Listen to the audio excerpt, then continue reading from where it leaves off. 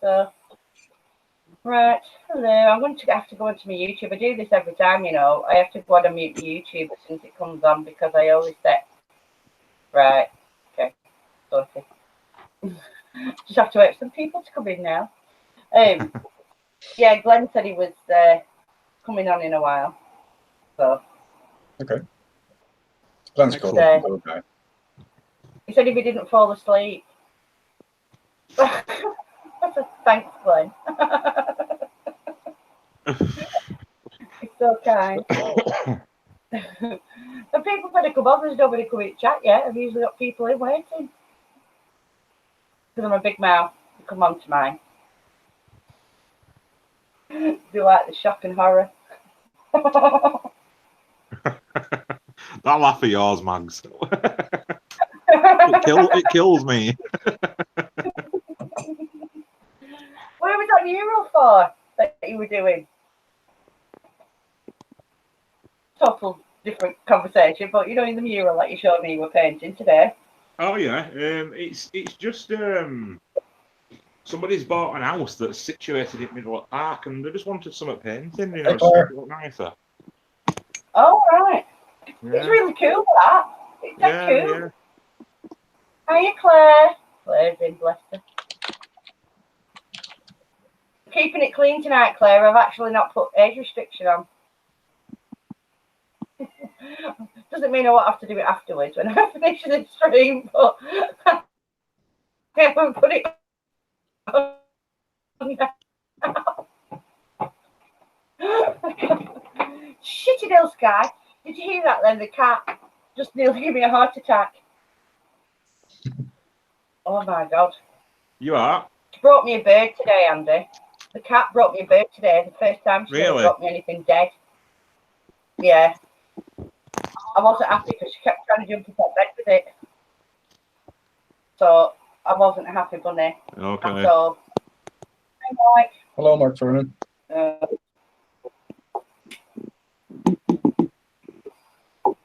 you got any chocolate muffins? Right. I love that story. Hey up, Berno. Every time I see you now, I just think of chocolate muffins, Andy. He is the muffin man.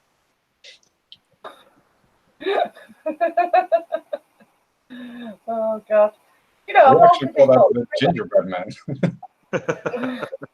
That's true, though. The corking story. Yeah, there's more people on here than there is in chat at the minute. And I actually posted this around. I never usually post my lives. I don't. I just go on.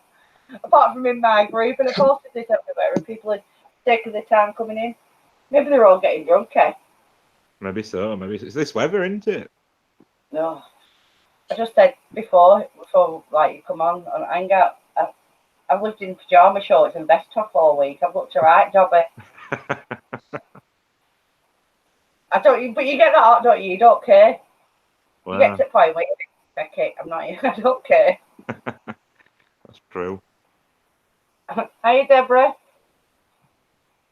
Hello. Hey, Deborah. Yeah, so we might as well start. People will come in. Do you know what I wanted to say then? If you build it, they will come. Kevin Costner. Just. Well, I've just been thinking about it lately, you know, and what it was is I spoke about it before where Chloe, when she was little, had loads of experiences. And my children, like my grandchildren now, actually come into my room and up here above my head, they all look up and start babbling at nothing. Like I've got two grandbabies like the same age, both 11 months, and I've got a 2-year-old, and they've always fascinated looking up here above my head. And the cats do it as well, sit and stare up there. And then yesterday, I walked past Sierra's bedroom, and she sat in a cot, facing the wall, like facing the corner really, and stretching her arms up and babbling away to nothing. Now, I'd say nothing, but as my house is active, she could well have been speaking to something that we couldn't see because she was probably like lifting her arms up like she wanted to get up, you know. Oh, And yeah, and Chloe used to do it when, like, as soon as the first night we moved in this house, like, Chloe was interacting with something, and my son was also the same. And I have told this story before. He was probably 18 months old. He wasn't 2, and we moved into this house. Not this house, different house. And he used to sit in my bedroom, and he'd look up, and he'd just start talking away, and like a lot of gobbledygook, but the name George. And it got to the point, I mean, at first I just thought imaginary friend. I thought he's a bit young for an imaginary friend, but imaginary friend. And then, like, it must have been, I don't know, 5, 6 weeks after I moved in, and I was speaking to one of the neighbours. And, hey, Dave. And he said hey, Dave.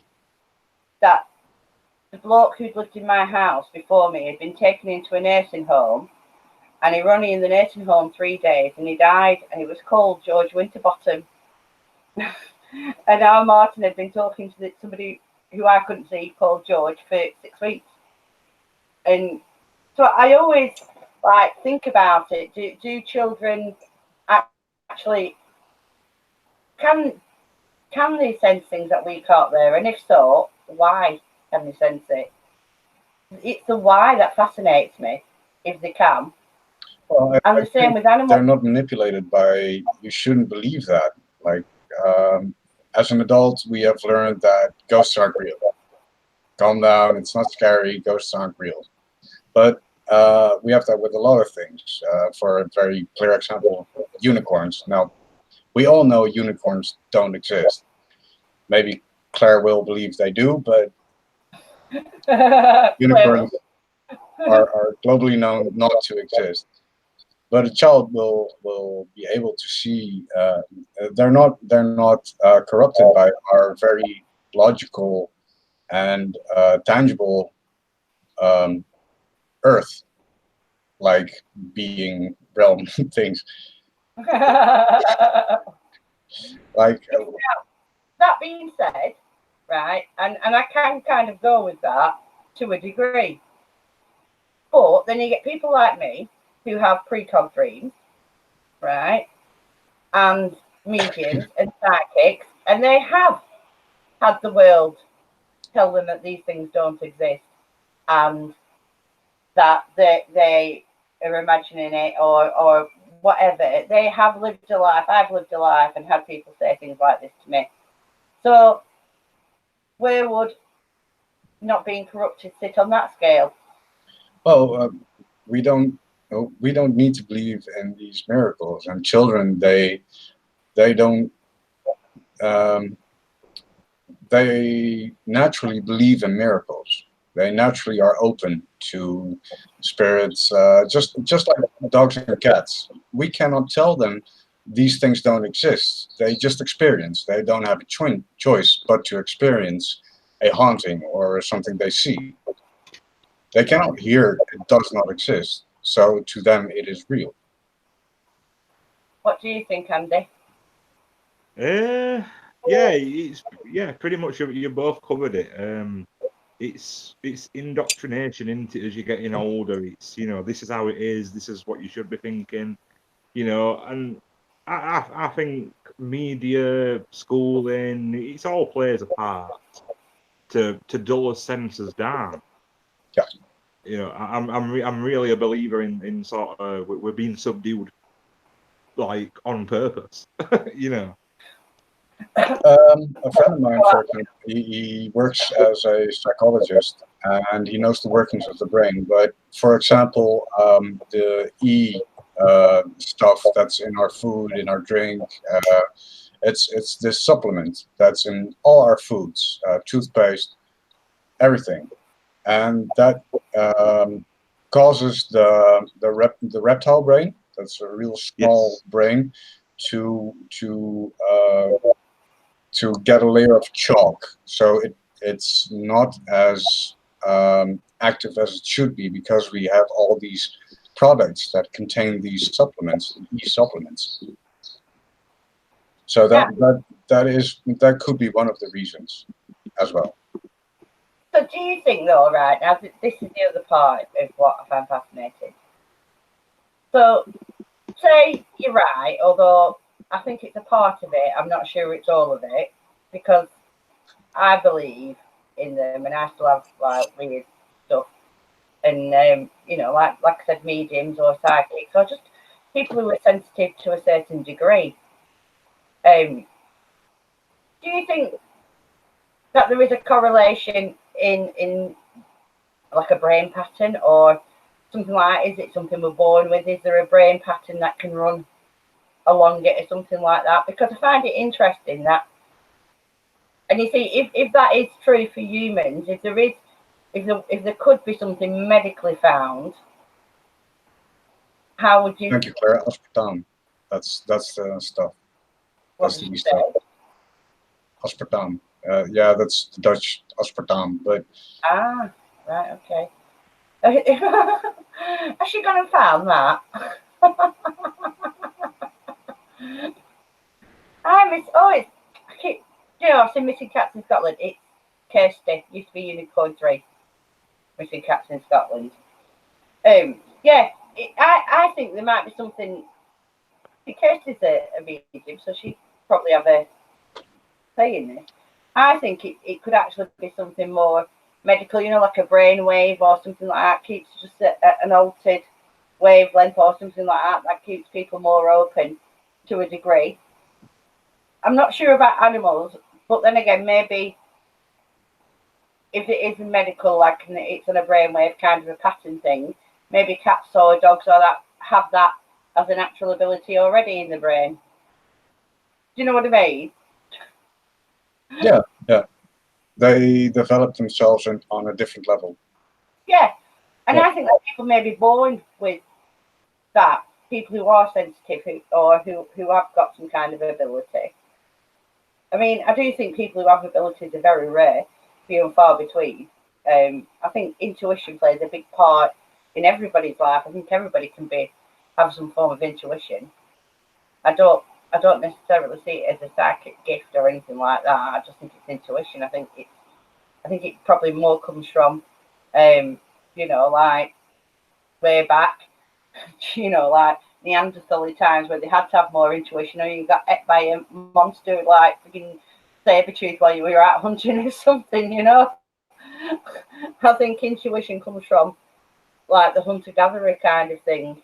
Well, even then, there were shamans and witch doctors and all that stuff. There was a tribe elder that knew special kind of stuff, and he was a tribe elder for a good reason, because he was connected to this spirit realm or this other world that the entire tribe had problems seeing. So I agree with you. It can't all be explained by the physical psychology. Yeah, sorry, can I just say hi, Elizabeth? Hi, Stephen. Yeah. So Andy, like with like elementals and nature spirits and things like that, do you think that animals and children can pick up on them more than an adult could? Animals, definitely. I mean, I've trialed it with my dog and visitors we get here, because he's such a laid back dog, you know, Yeah. and absolutely nothing phases him. And he's got a way of communicating with me. I mean, he learned it himself, but I've asked him if he can, you know, if there's I call them little boys, you know, in room, and he does his thing where I know that, yeah, I mean, he's rolled his ball to something we can't see across living room floor, and waited for it. He's waited for it to come back, you know, hoping one day that it will roll back, you know, towards him. I'd love to catch that on camera. But as for children, yes, but not so much in modern day. Me and Becky have been discussing this. I mean, because at technological age that we're in, I think children are losing ability to see nature spirits. But you know, like really, pets, doesn't it? yeah, at a really young age, I think they're losing ability because they're not outdoors anymore. They're not experiencing nature. You know, they're very focused on the games and the technology and the phones and you know, I don't think there's no encouragement for them to get outdoors much anymore and do stuff. You know, I'm not saying it's like you know that's how it is all over the place. You know, there's still kids out there that do go out and play and stuff, but no, it doesn't seem as common. It doesn't seem as common. I'm just laughing at Claire's comment. No, that actually does make sense. I mean, when I was young, I mean, we're never in the house. I mean, we used to get on our bikes and like ride like 15 miles up to a place called Brock Bottoms, and it's like a little waterfall and it's a little woods around it and things like that. And we used to go up there all the time, you know, and it was like 15 miles away. You couldn't imagine like the parents letting the kids do this sort of thing now. Yeah. But we used to, you know, we'd be like 14, like 16 with brother, or like 13 and 15, and we'd be on our bikes, riding up to Wow. like, all our friends had come with us and like all these bikes, and it was the A6, which is a major road, and we have to go up the A6. We'd all be riding up the A6. It's like 2 hours, you know. And then we'd sit there all day. We'd take a packed lunch. Hi, Chris. But, I mean, Even as a kid, I would say, fuck this, I'm out. 3 miles. Goodbye. That's been enough. no, but it actually makes sense what Andy said. And I mean, I suppose, not just in a paranormal sort of way, in life, kids nowadays are missing out in general, aren't they? On life, really. They live it virtually through the computer. Well, I think it also depends on the parents. I mean, of course, they're going to grow up in a world with mobile phones and computers, of course. But I think it's still with the parents who are able to give them the knowledge of what else is out there. It's not all computers and laptops. Yeah, well, that's true. I mean, I used to take Chloe to all the museums and castles, and I've done it all with her. Even took her to military museums and things like that when she was young. So, Yeah, it's interesting. yeah, It's good for to know all these things. yeah, definitely. Going back to elementally sort of things.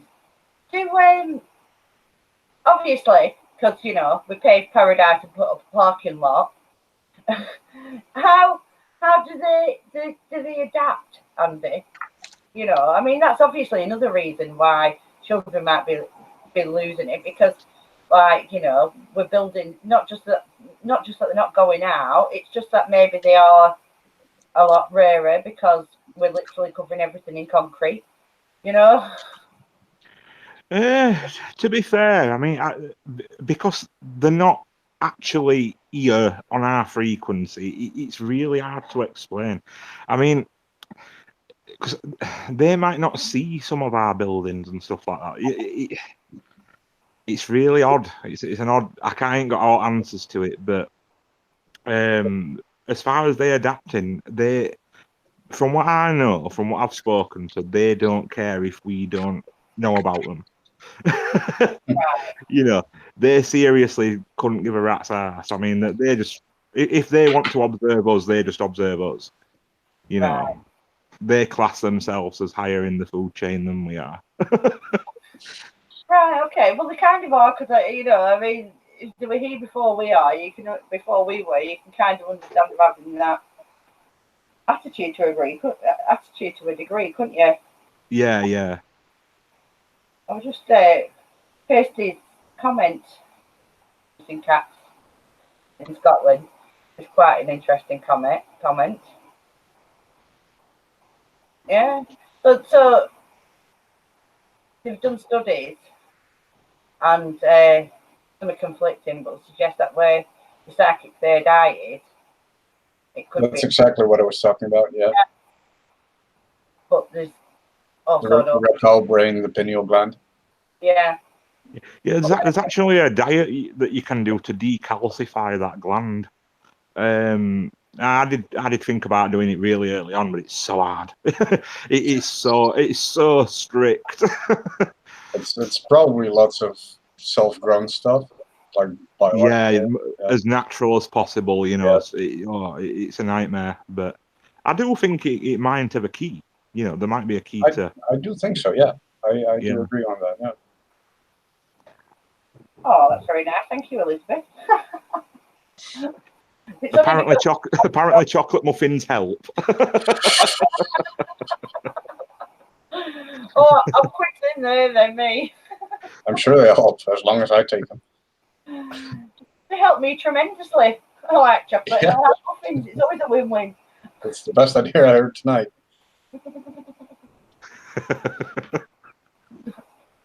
No, I was when our Chloe was little, she still does now. Hi, Kathy. She still does now. Actually, she still sees a lot of things, and I think because she's been brought up in this house. I mean, she was under 2 when we first moved here.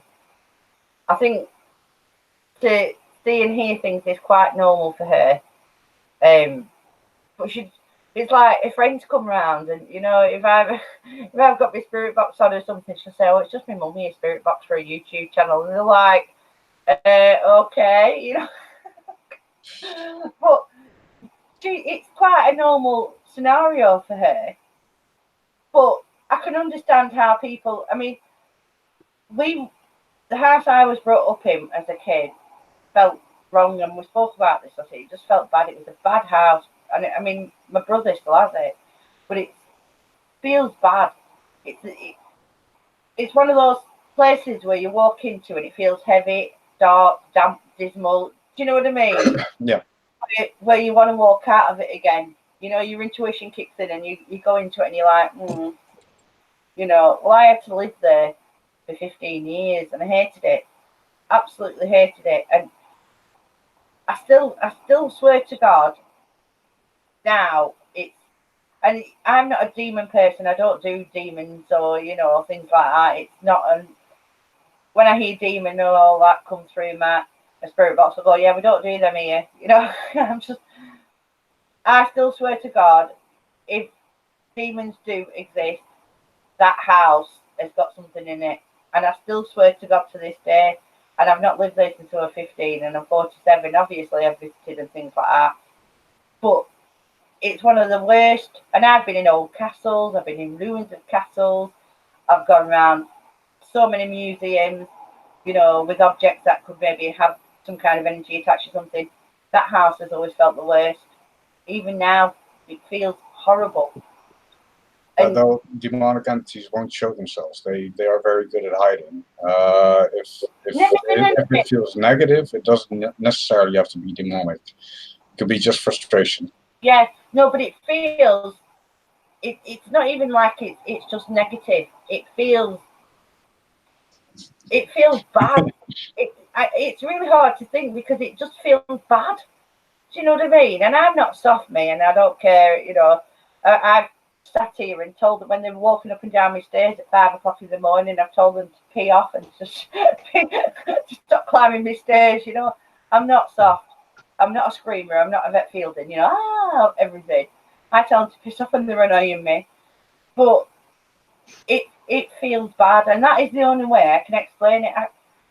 I don't know what evil feels like if it's a feeling. I know what bad feels like. I wouldn't know what evil felt like because it's not really a feeling, is it? All I can say is it feels bad. No, I think you're saying it right. It feels bad. Yeah. Do you not think that could just be your perception that you're picking up on, though, Mags, as well? Because the house that me and Verno and Becky did, last weekend in Wales, we got some activity. It were really good, but I felt like it were really pleasant. But Becky got really, really defensive. She felt really unsettled. Really, for the first time ever, she was like picking up on real bad vibes. And me and Verno were absolutely fine with it.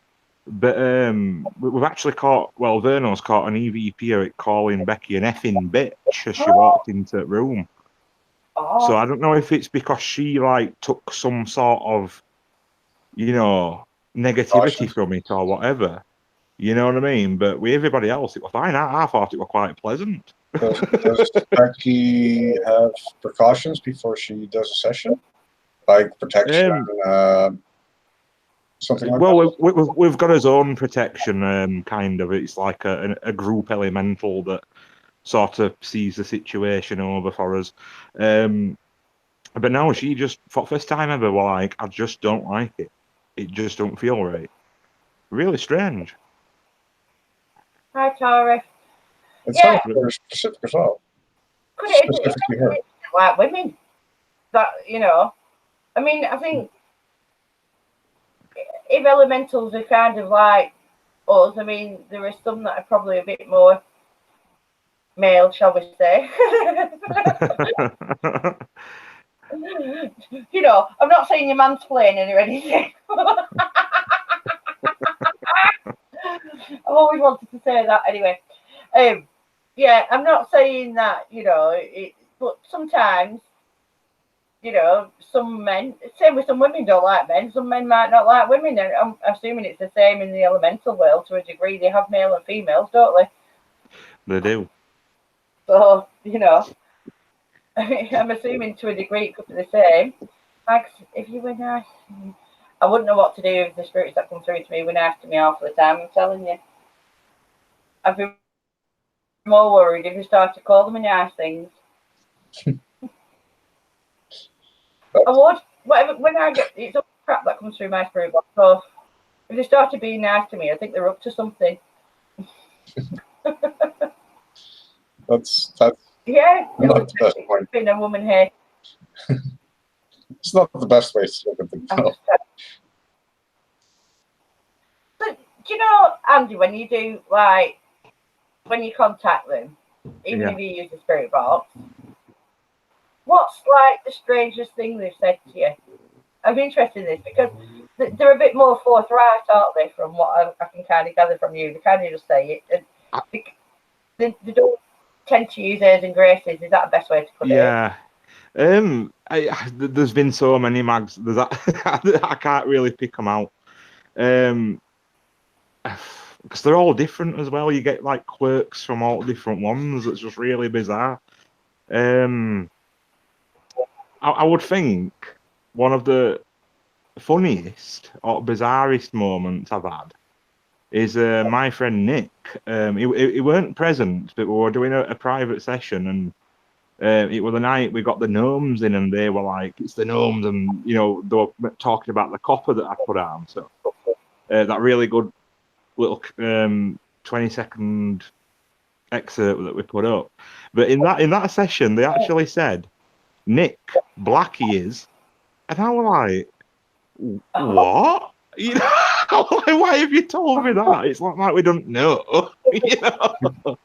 But no, they just come out with really bizarre stuff like that, and it's like, so they're talking about people that we interact with, so they're here watching all the time. They've got to be, you know. So that kind of does weird you out a little bit sometimes, and it's like, how often are they here watching us? You know. But like I said, they've all got their own bizarre little quirks, very strange stuff that they come out with. I do think, like, with older spirits, and I think I've got some, like, older spirits here, because, like, the church that was here before me was from, like, the 1800s, before our house. And the before that, there was the Battle of Preston that took place here, so it was battleground. And also, not, oh gosh, look at that, my clip's just falling out in the air. And also, not far, it's probably 10 yards that way, there was a Roman road. So there's quite, in such a small area, there's quite a lot of history where things could have happened. So I think I've actually got some older spirits that hang around here. And I've had words come through that aren't commonly used now, which are, you know, older words. So, and I think if you actually listen to what comes through the spirit box, like you do with the elementals, and you can probably tell by some of the things they say, what they are because you've got used to it over time. You know what type of spirit it is. You know, and I think if you actually listen to sometimes when the spirit through the spirit box and things like I said, you can kind of gauge the age as well if you listen properly to what they're saying. You know, with the words they use. Preston. Mark. I might as well say that because it's on my bloody Facebook. Lancashire. So I'm just reading chat. And children's spirits trust nobody. I don't know why children's spirits don't trust nobody. I guess I've not heard that before. I don't know. You hear a lot, don't you, that when a child spirit comes through, it could be masking something that's evil, or you know, something evil pretending to be a child. I hear that a lot. That it could be that. I think a lot of that have come from films. I think a lot of media and horror film have got that to answer for. Yeah. Yeah, I agree. I mean, I don't think children's spirits are bad or anything, or demonic or anything like that. That's what you're talking about, right? Like they're hiding something. Yeah. Yeah. I mean, you could understand a child spirit being, well, I suppose it depends how long it's been dead as well, being a bit more tentative and coming through, especially if you're an adult. You could understand the child spirit maybe not wanting to talk to an adult so much. Do you know what I mean? Hey, Jackie, honey. So I could understand that aspect of it if they're a bit more tentative, but I don't know whether, you know, I don't know whether it's like a demon hiding in a child's like voice or something like that. I don't know. Some cases where the spirit is claimed to have been young, have been violent. Yeah. Could just be like tantrum a teenager even, you know.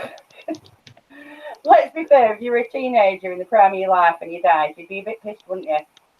You know, so you can imagine them kicking off a bit, couldn't you? I'm just trying to have a catch-up on chat a bit because I've been ignoring. So bang and growl and throw things. Oh, hello above there, Mr. Coming. I don't know whether. Hi, Stephen. Oh, banging growl things. Hey, Jackie. Hey, Mr. Cats in Scotland. That's it. Sorry. Hello, everybody in chat. Hello. Oh, that's cheating.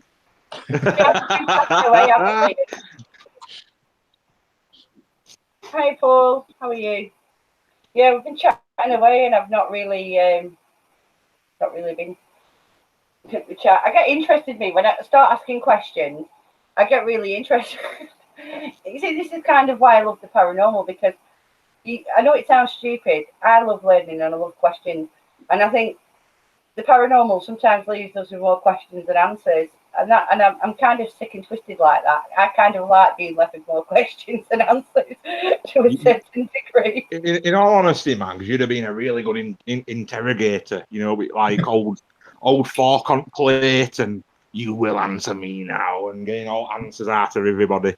I think you'd be really good at that. That's kind of how I feel when you start questioning me, like I'm like strapped to a chair, sweating,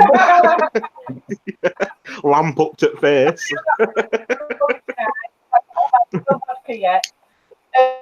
No, it's not that. I know I do it, and I know I do it, but it's literally all. I wouldn't say for my own entertainment, but I mean that would actually make me out like I was an interrogator, wouldn't it? So it's literally all knowledge. I love all the questions that we have in this field. I absolutely love it, and I love learning. And you know, the only way I'm going to get to learn is either read it or ask questions, or both.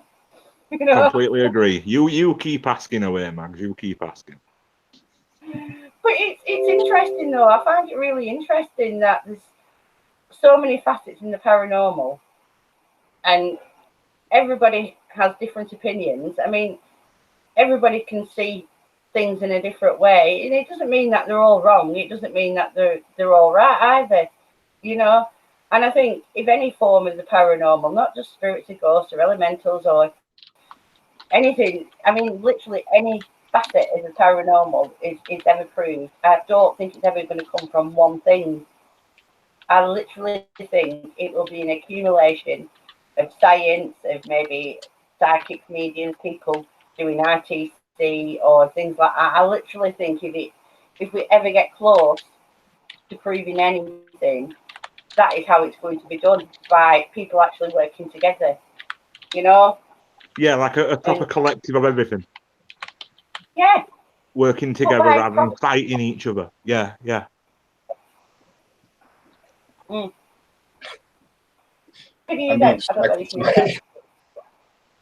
Somebody outside screaming their head off then. I don't know what they were shouting. Gillian Barrett said that. Hello, Kat. Hiya, Kat. How are you? Oh, thank you, Kat. I appreciate it. Paranormal is always going to be big money for a lot of people because people find it interesting, and it's that we all like a bit of danger or a bit of a scare, don't we, in a certain way? And I think people cash in on it. It's that simple, really, isn't it? I think they've been making horror movies for a long time. Since they started making movies, there's a reason they started making them, isn't there? Because people enjoy that fright. Yeah, it's entertainment. It's so, isn't it? That's why they do it.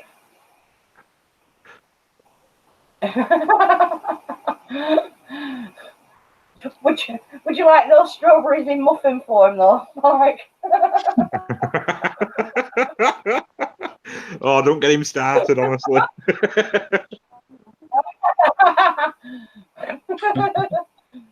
Oh dear. I don't. You should tell that story again. I think we should tell it every time Mark comes on. In fact, I don't think you ever heard the story, did you? I have no idea. No. What, the chocolate muffin story? Tell the story.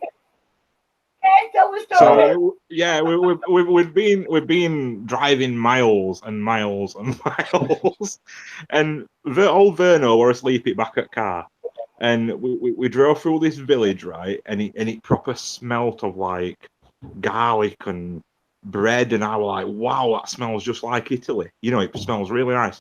And then in a split second, it turned to complete shit, and it was like raw sewerage, and I was like, oh my god. Anyway, in an instant, Verno comes out with chocolate muffins in his sleep. And we were like, what the hell's going on? In his sleep. In his sleep. So Wow. Somehow shit smells like chocolate muffins. Harry! Oh, Ray. Did you have a good time? Nobody believes me paranormal. Just been to Gettysburg. He went last year as well. Got some good stuff last year.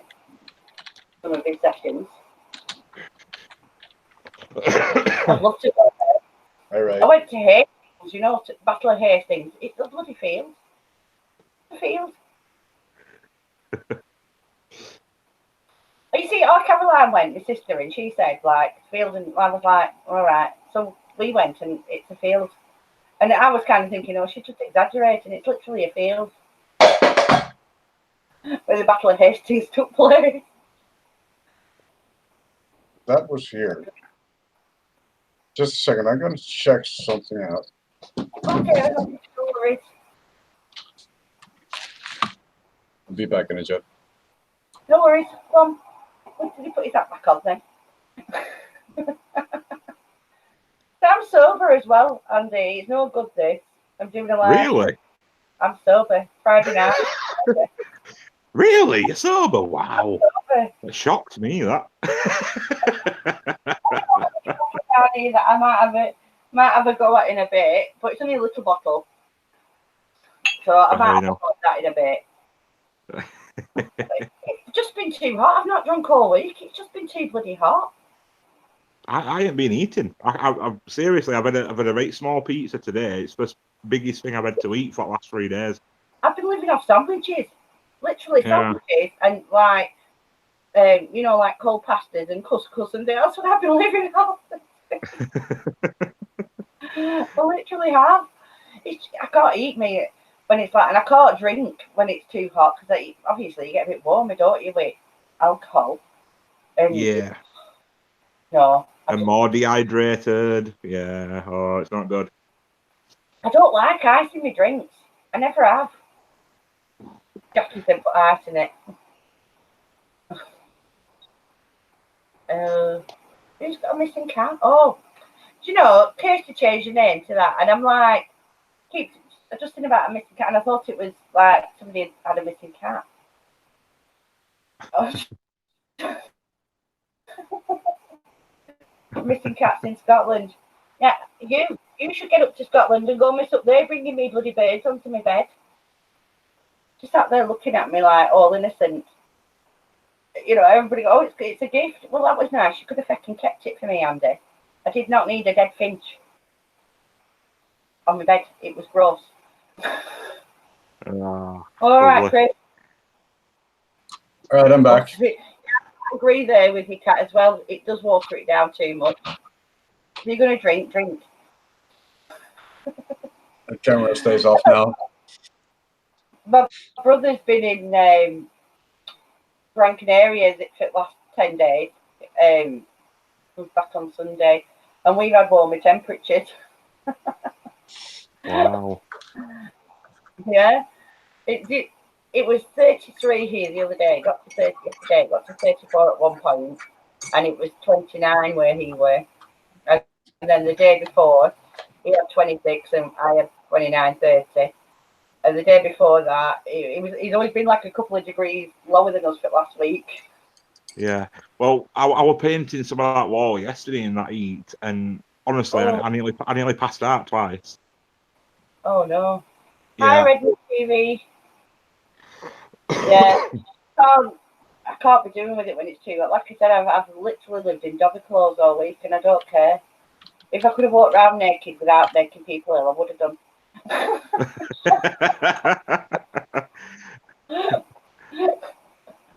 Like, you know, chucking garlic at me and make it sound a crossing. Oh dear. Mind you, sometimes it'd have been worth it just to embarrass our Chloe, because like I embarrass her all the time. It amuses me, but you know, no, I don't know how you cope with doing that. It fumes not get to you as well with heat, because fumes must have been miles worse doing that in heat, Andy. Sorry, I didn't catch that one. The fumes not worse with the paint, with it being so hot.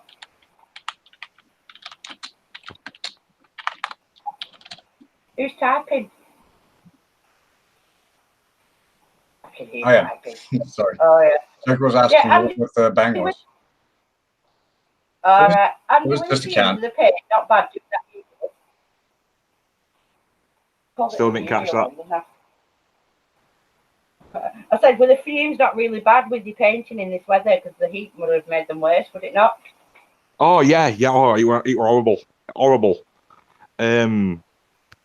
Especially when because I'm doing a lot of brush work as well, so that weren't too bad. But when it was spray painting, I've never known I like it. No, not good. No, not good at all. I bet you were hallucinating a few elementals. I was definitely seeing stuff in them trees.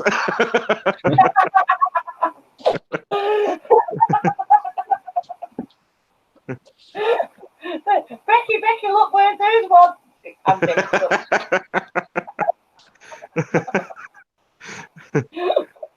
Oh dear! Come walking over with a little garden gnome from house. I've got one.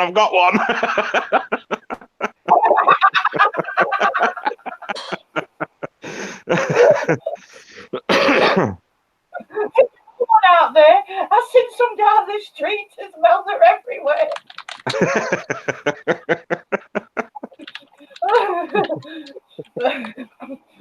This was going to be a serious extreme. We ended up talking fumes and garden gnomes. I don't think I could ever do a serious stream, mate.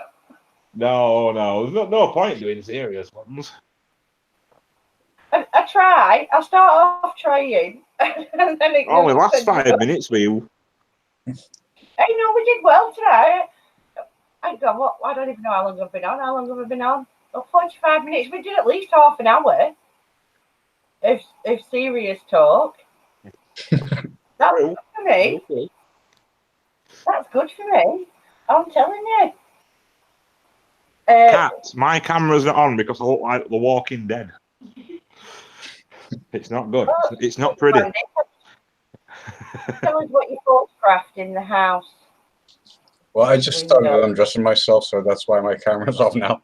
Ooh, undressing himself. And I'm not turning it on. No. Come on, ladies, get him to put his camera on. Get it on. Wait, let me get my PayPal. If you want to see girls. I'll turn it on for 30 seconds when I reach 1,000. Honestly, if his camera comes back on and his hat is where his crotch is, I will piss myself off.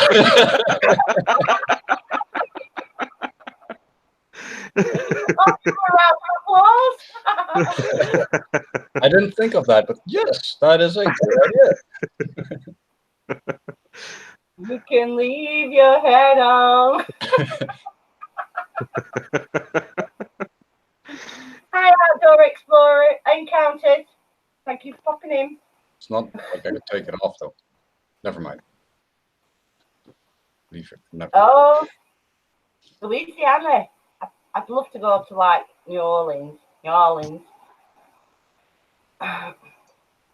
Supposed to be, like, all of Louisiana's got a great history, though, and, you know, with the Creole history, the for witchcraft and for spirits, really. All of Louisiana's like steeped in it, isn't it?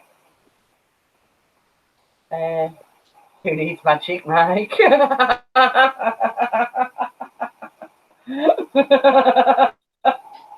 know, I have never seen that film. I swear I have never seen Magic Mike. I think I'm probably one of the only women in the country who hasn't seen it. And do you know what's worse? It's got I don't know his proper name. I can't think of it off my head. Used to be a WWE wrestler called Diesel, and I used to have a right crush on him, and he's actually in that film. And I've never watched it. Yeah, I just heard. Sorry. Well, I just heard of it. To be honest, I never heard of Magic Mike. Well, heard of, but didn't even know it was a movie.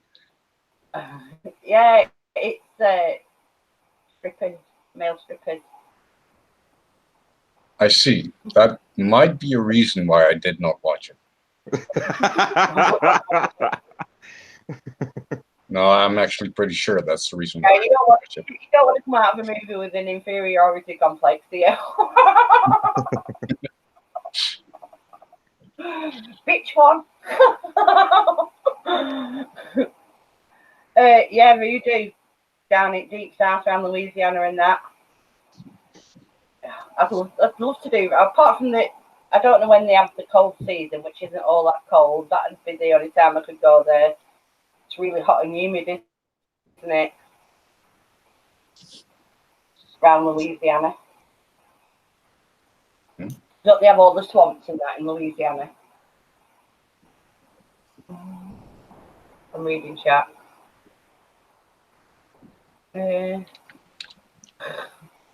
Oh, ending with disappointing, Kirsty said. Why did they keep the clothes on, Kirsty? What was it called, that bloody filming? Early 90s with the British strippers. Where they come from? Full Monty. I still don't know how that woman peed. I still don't know how she peed standing up in them toilets in urinal. Can you remember where she's in? I'm going to get some coffee. Or I'm always going to get a coffee. Well, Yeah. sugar for my Love coffee. that film. I love that film, Full Monty. Still makes me chuckle. It is a brilliant film. A film not too far from me. No, we're not. Oh, Yeah, we're just over in Sheffield. right. The because it was like all based. Yeah, it was all based around like the mines and everything, weren't it? Closing down and Yeah, well, After Sheffield Steelworks, weren't it? Yeah. yeah. But you know the ginger fella in that, the one with the curly hair. Yeah. He lives not far from me. Does it? Yeah, Wow. he lives up near Barnsley Hospital. Does he still acting? I don't think so. Do you know who I see today? I was watching YouTube and I was just pottering, doing stuff, and Michael Keaton came on, and it just reminded me of because we were talking about Beetlejuice, and I absolutely adored that film when I was younger. Yeah, same here. Did you ever watch it? Where you have to go, Beetlejuice, Beetlejuice, Beetlejuice. I really wish they'd make a sequel to it. Say again, Andy. I love Beetlejuice. Yeah, I'm just saying, I really wish they'd do a proper sequel to it. Yeah, they should have. Yeah. There is none, is there? But I heard something about a sequel. I think they're working on one, actually. Are they? I think I've read it somewhere. Right. Oh, you see, think it's all Hollywood now. They just feck all sequels up, don't they? Look what they did to Star Wars. I'm still glad that they ruined Star Wars. Well, that's Disney's fault, isn't it? Well, yeah. It's like Netflix when they did that Star Trek Discovery. Did you watch that? What a load of shite. Oh, I was gutted. It was like, I watched it and I watched about 3 episodes and I'm pretty sure I only watched it, like car crash mentality where you can't look away. I think that's the only reason I watched as far into the season as I did. Because it was that bad, I couldn't look away. It was awful. Have you watched any of them? I was never into that stuff, the Star Trek, and I haven't even seen Star Wars. Same here. I'm not a big Trek fan. Well, now you see, I am, and Star Wars. I like Star Wars. I'll tell you what made me chuckle though, with the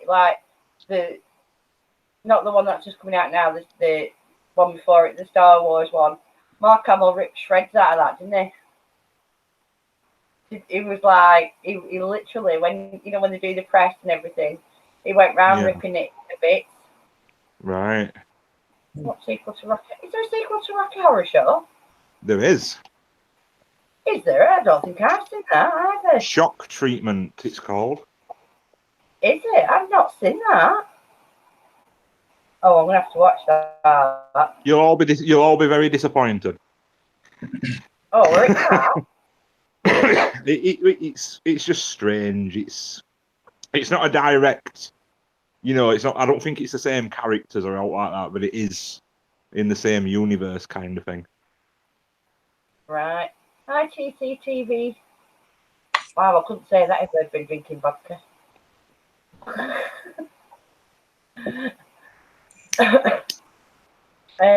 Oh, yeah, Stevenson in chat. I didn't know that. Yeah, it was another Richard O'Brien one as well. I think Cat just asked. He plays good stuff, doesn't he? He's a weirdo, but Crystal Maid looked jobby, but Hi, Sean. How are you? Anyone seen Noah?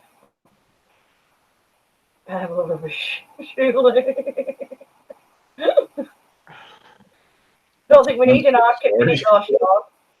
We're more desert weather at the minute than Arctic weather. I watched Evan Almighty. Yeah, that is the best movie ever. Well, except for Bruce Almighty, of course. Yeah, well, I watched Evan Almighty. You see, I always call Morgan Freeman God anyway, because I think he's a fantastic actor. I mean, he's just brilliant. And his voice... Agreed. If there were ever a voice of God, Morgan is it. The voice. Morgan Freeman is the voice of God, isn't he? I just call him God whenever I say it. Wheeler Hargrave as well, he does too. So we always know who we're talking about, you know, if we say God. His voice is the voice of God. You could just imagine it beaming down at you, couldn't you? With big finger pointing. Morgan Freeman, he got known by the documentaries, right? The what do you call it? The speech, the commentary of the documentaries. That's how Morgan Freeman got big. Is it? I didn't know that, to be honest with you. I think the first thing I can remember Morgan Freeman in was Seven. With Brad Pitt. First thing I ever saw him in was Robin Hood, Prince of Thieves. Oh God, yes, and him in that as well. Yeah, where he's all tattooed on his face. Brilliant. He's got like scarry tattoo things on his face, hasn't he? In that. Sorry, I automatically think of Men in Tights. I think that. Glenn must have fallen asleep, but I can talk about him today. I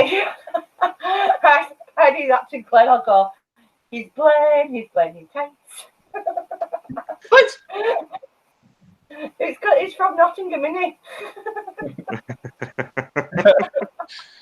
Speaking of which, but he told us once he wore green tights to go fishing in, so he's never lived it down.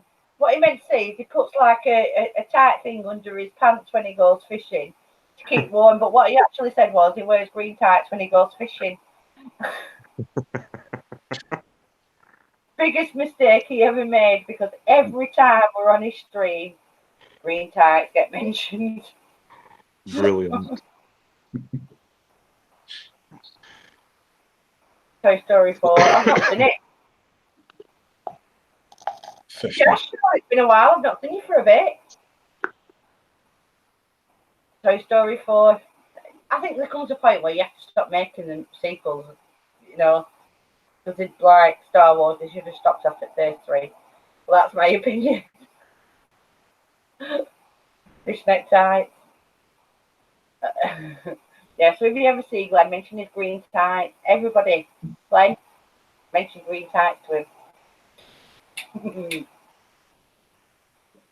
I'm sorry, who are we talking about? Glenn. Really? Okay. Yeah. He said one day, I think it was Jackie, actually. He said Glenn in one of his streams, oh, I'm going to make a coffee sweaty percolate and it's through your tights. Honest to God. He just doesn't live it down. My internet's been a word I can't say. So when's the new channel starting up, Andy? Probably, I don't know. Maybe next year. Right. Have you got anything? Have you started working? No, I don't. Did you hear what happened to my spirit box? So you go what? Did you hear that something happened to my spirit box? No. Yeah, I kind of smashed it up. On purpose? Yeah.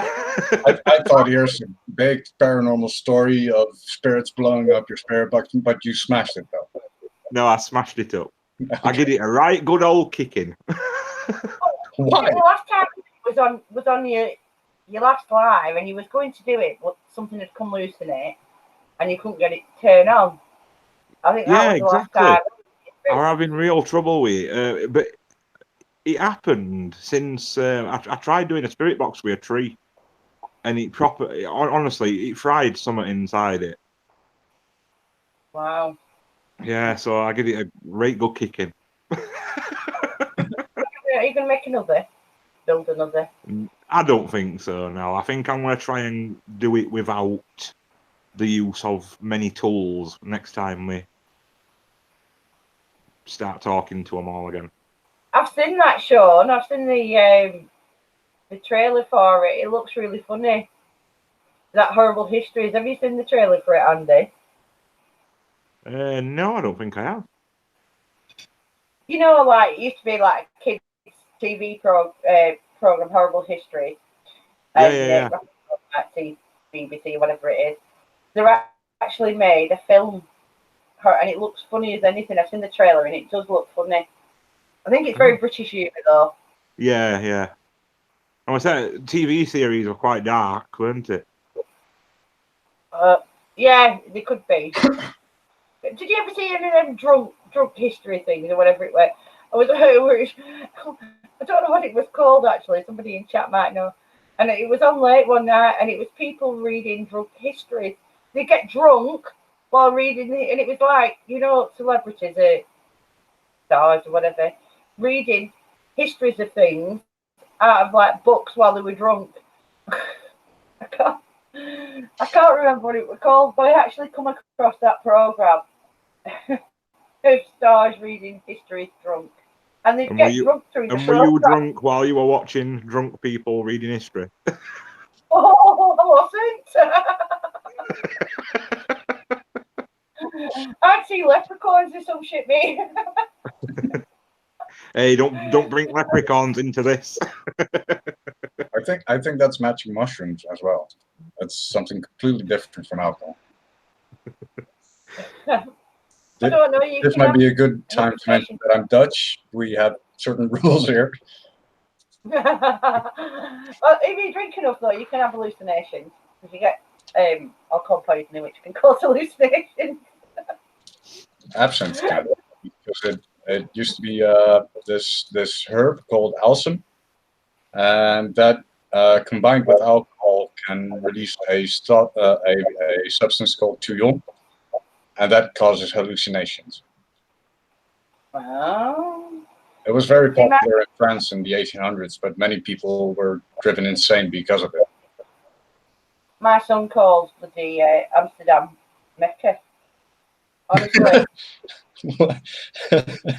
Okay, that can be because of several reasons. Yeah, I know exactly will not elaborate. I know exactly why it is. It's a it's a right story. Like I said, I'm not going to elaborate for the sake of PG-13. You know, it's like I never ever touched drugs. I smoked 3 drags of a joint when I was 16. It gave me a migraine. I never touched it again. Ever. I am the cleanest, druggist person like that. I've never touched anything else. I've just done that. And I don't know how I ended up with him. I have no clue. It's total peer pressure because he didn't get it from me. Well, what was that? Drink History it was called. Right, yeah, I did see it. I knew I hadn't just made it up. That was excellent, yeah. It was quite funny because literally you can imagine people start off quite normal trying to read a history of something and they're drinking through doing it, and by the end of it they're just like making their own stuff up, you know, you know how you always want to make a good story when you're drunk. Well, that's kind of what they're doing with the histories that they're reading in that program. It's quite funny. The House of Terror, is that the one that you filmed? Is it out? Because I haven't seen that if it's out. Andy? What's that? Where your spirit box got battered. The House of Terror that you did, that you went to last week. Yeah, it was down Wales. Mark Vernon will be doing a video from it. He's caught some really good stuff so far. Cool. And that's the one where you didn't like Becky. Yes. Yeah. Some spirits have no taste. No taste. I don't. You see, when you swear at me, like if I'm not putting it up on YouTube, I tell them to pick off at me. I'm like, they'll say I'll be sat here sometimes, and I'll just listen to my spirit box, and then they'll be swearing away at me, and like they'll be calling me all bloody whores and feckers and see you next Tuesdays that you can possibly think of. I just say that to me. It don't bother me. I've just got used to him doing it to me now, calling me all sorts and saying all sorts. I just like, yeah, whatever. I just go with it now. Yeah, didn't like Becky. You just say. It makes me wonder that what it were. That see, I find that interesting. I see. This is my always wanting to explain and ask questions. Why that particular place? Was there a history there? You know, I mean, it makes you wonder, doesn't it, if something negative's happened there. But that's another thing, Andy. You know, like they say, this thought is literally questions just come into my head.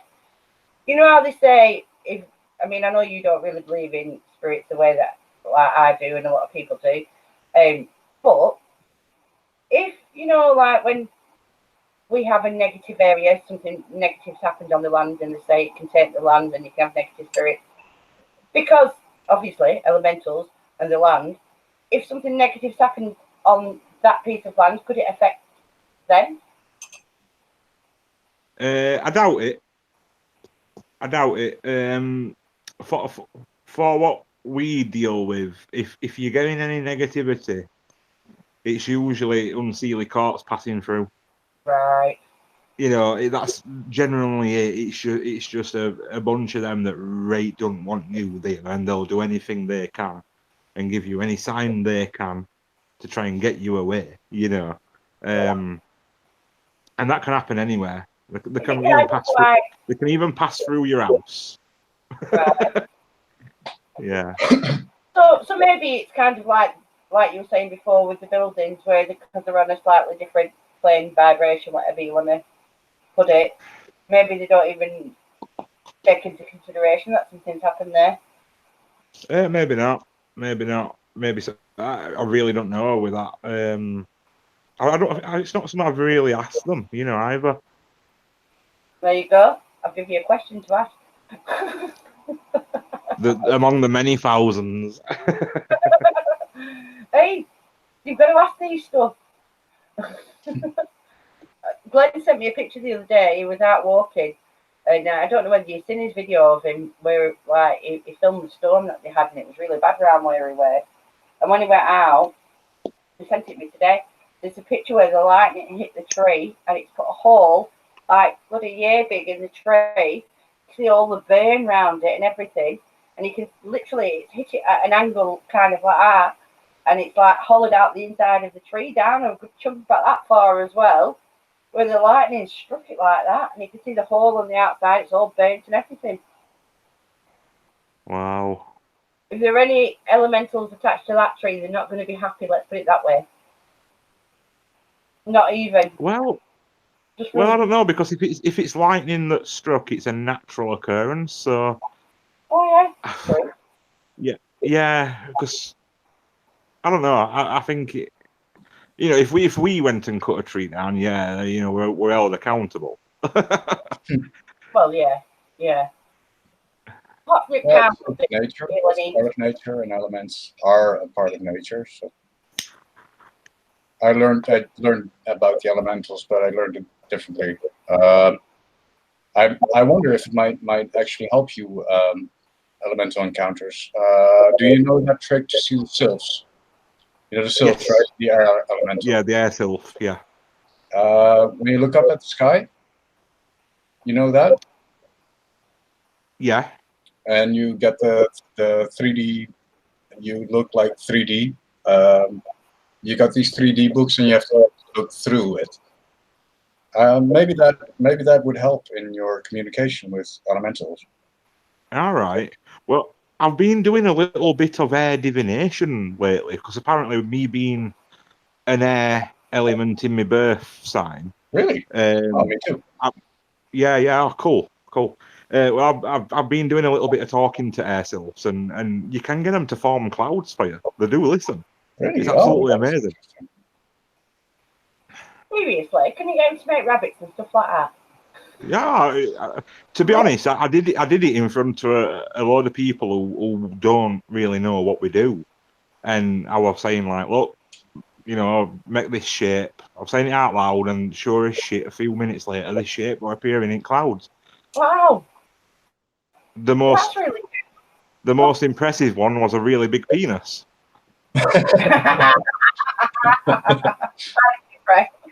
My little brother looked at it and he was like, "That is a really big penis as well."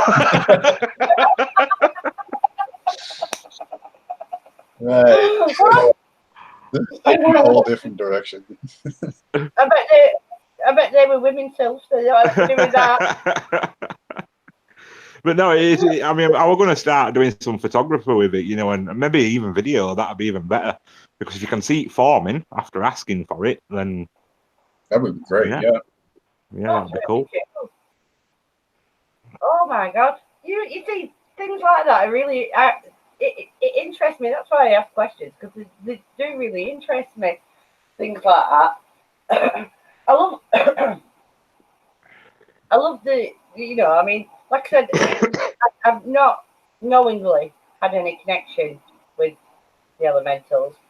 And you two are I'm Earth apparently, and I read what Earth is supposed to be. It really doesn't sound like me too much. I've got to be honest.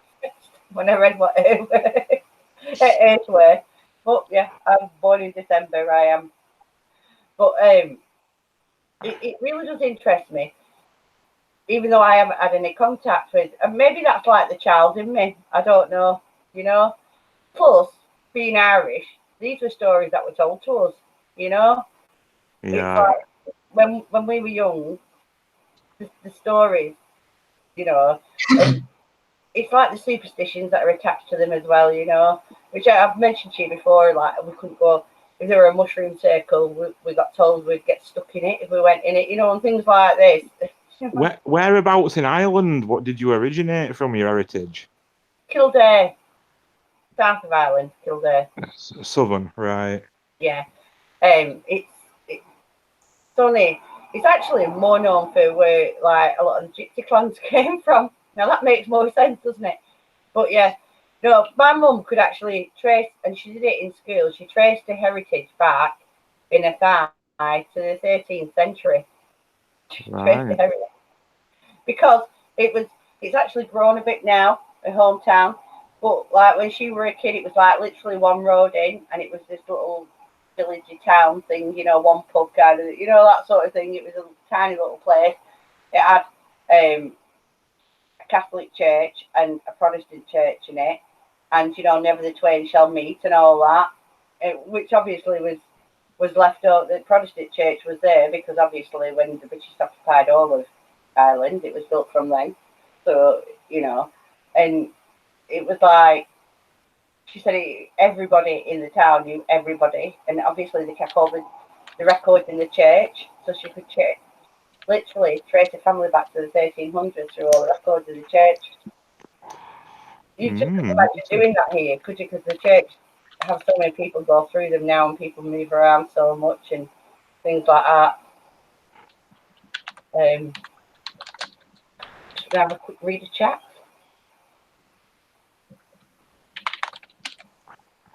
Right. Is that Brett? Is that where? Was it in Yorkshire? I don't know whether it's there where Brett just mentioned.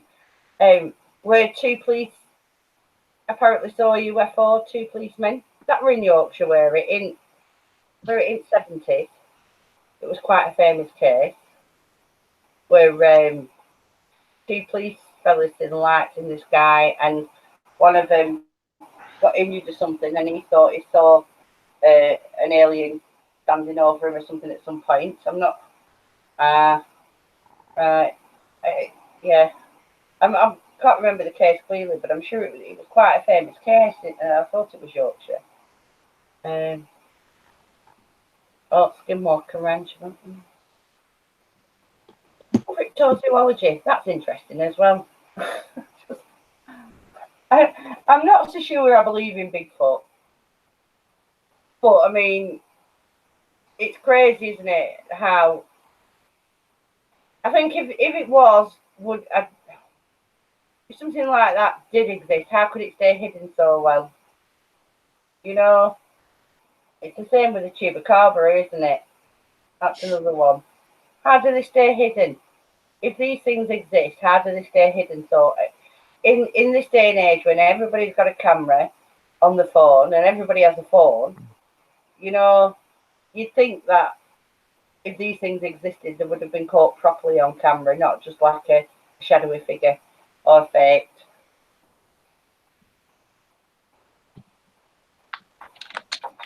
Sheep mutilations. See, that's another thing. Mutilations. Why the heck would aliens come down and mutilate cattle? You know, like you could excuse it once while they was, you know, wanted to know what it were, but why would they continually mutilate cattle? You know, they've flown thousands of light years across the universe to come and fuck up a cow. Seriously, have they got nothing better to do with the day?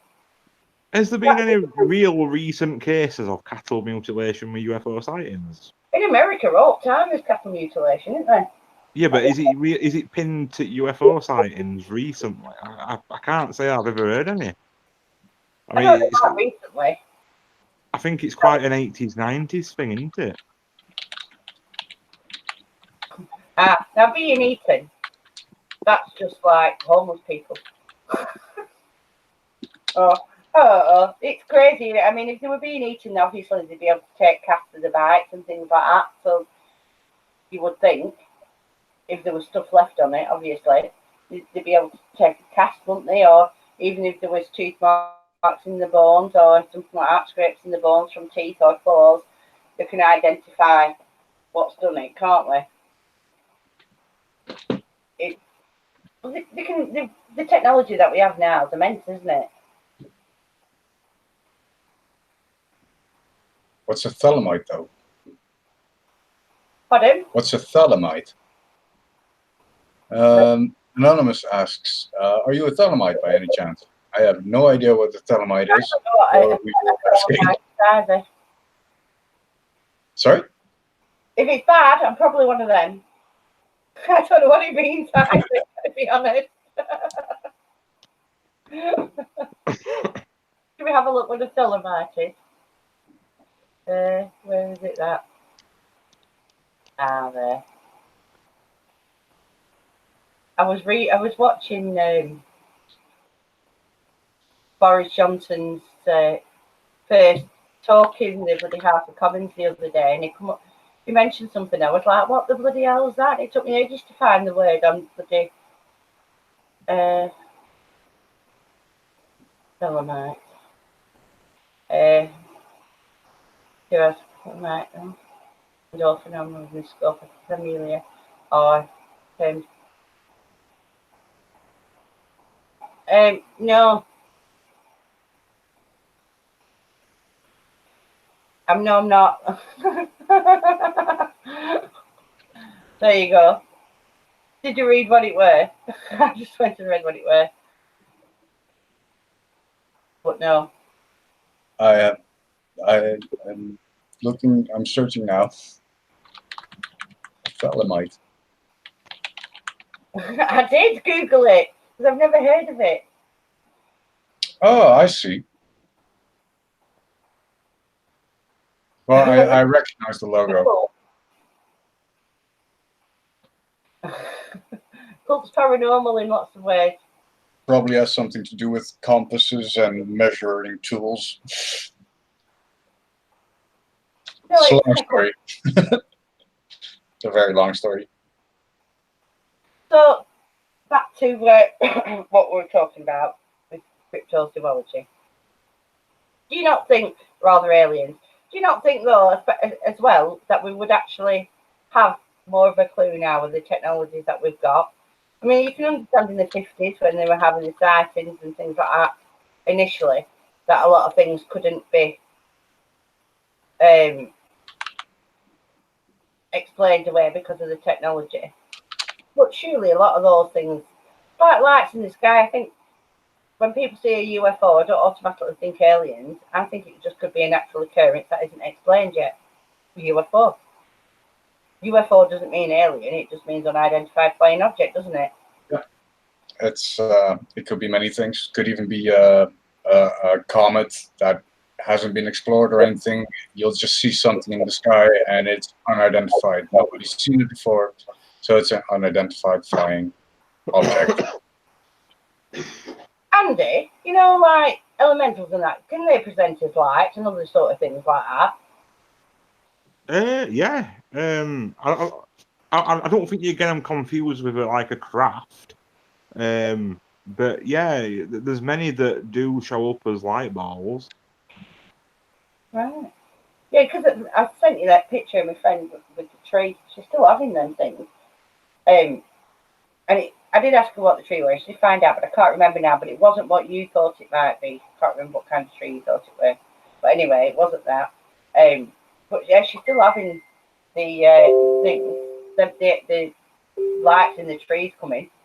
All right, cool. Yeah, and so, but I did tell her to research what insects are in the area, you know, in case it's like fireflies or something like that. I mean, they're not the only insects that have a glow, obviously, but she said that there wasn't any in her area that did that in that part of California where she is.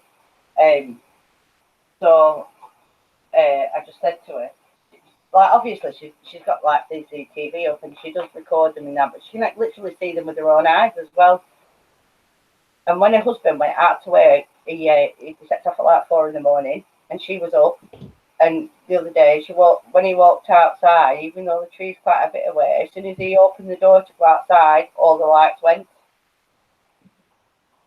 which was really strange. Really cool. Yeah.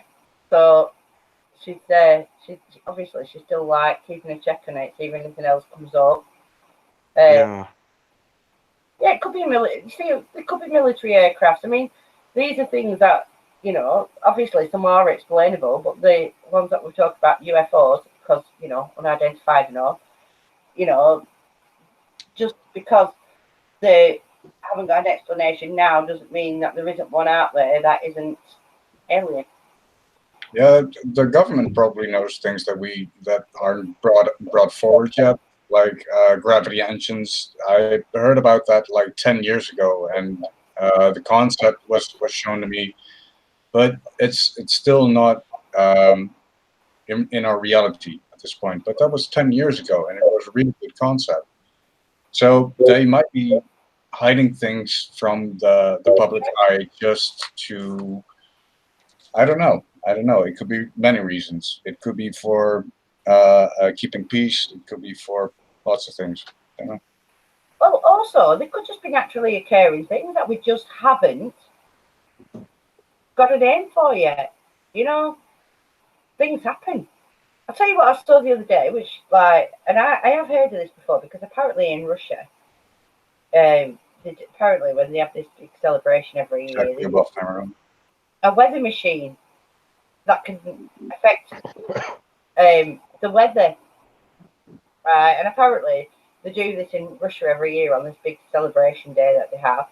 And it's like send up some kind of like, I can't remember what it was now, but some kind of like metal particles into the sky a couple of days before they have. All right, yeah. I can't remember what kind of metal it was now, but it was some kind of particle. And they send planes up and they let these particles go up and they rise into the sky, and they do it a couple of days before this. So then it causes all this rain, and if it causes all this rain, the stuff that they do, then by the time the celebration comes around, there's no rain. So they do it every year so that there's no rain on this day where they do this big celebration.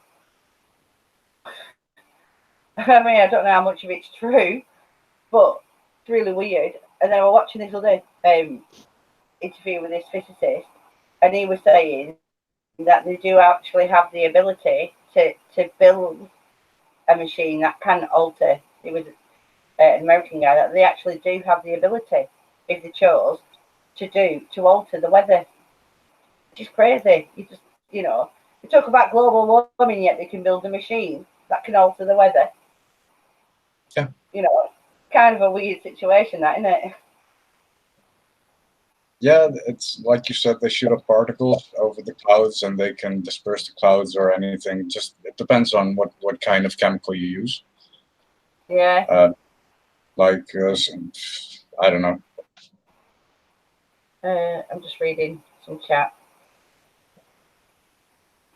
Do you believe in aliens, both of you? Yep. Yep. Do you believe they've been here? Yeah. I believe they're from near here. Well, I'll tell you that I actually had a situation that I ran into someone and I saw his eye turn into a slit. And I was like a meter from him, and he looked at me and he was like checking me out or something. I don't know. But I saw his eye turning into a slit. And I said to him, "Hey, there's something wrong with your eye." And he said, "No, there's not." So normally you would say, "What do you mean there's something wrong with my eye?" But he just blatantly, instantly denied that there was something wrong with his eye. So that was really weird. It turned into a slit and turned back, and when I confronted him, he just denied. Without any thought or question, he denied. So that was really weird. But out there, I mean, if every star that we see has the potential to be a sun, and when the star blinks, it means there's a planet in front of it blocking the light. So if every star could be a sun, how would there not be life possible out there? I don't believe they've been here. I believe there's aliens out there. I believe, but they're not aliens to them, are they? They're just people. But I do believe there's life out there. I just don't believe it's been here. You know, Andy, what's your experience? How do you see aliens as being? I think they're interdimensional. I don't think they're from another planet or another solar system. I think they're from sort of. Well, I once got a reply on a spirit box that was, excuse me, it was focused about aliens, the whole session. And when asked where they were from, it said near space. Now, that doesn't necessarily mean space is in upper space, because there's space now between me and my camera. You know?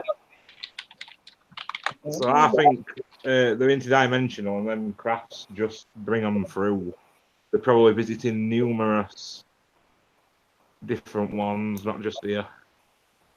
Well, don't they say like the stereotypical like shadow man, the ones that are supposed to be more negative, you know, the proper solid black ones.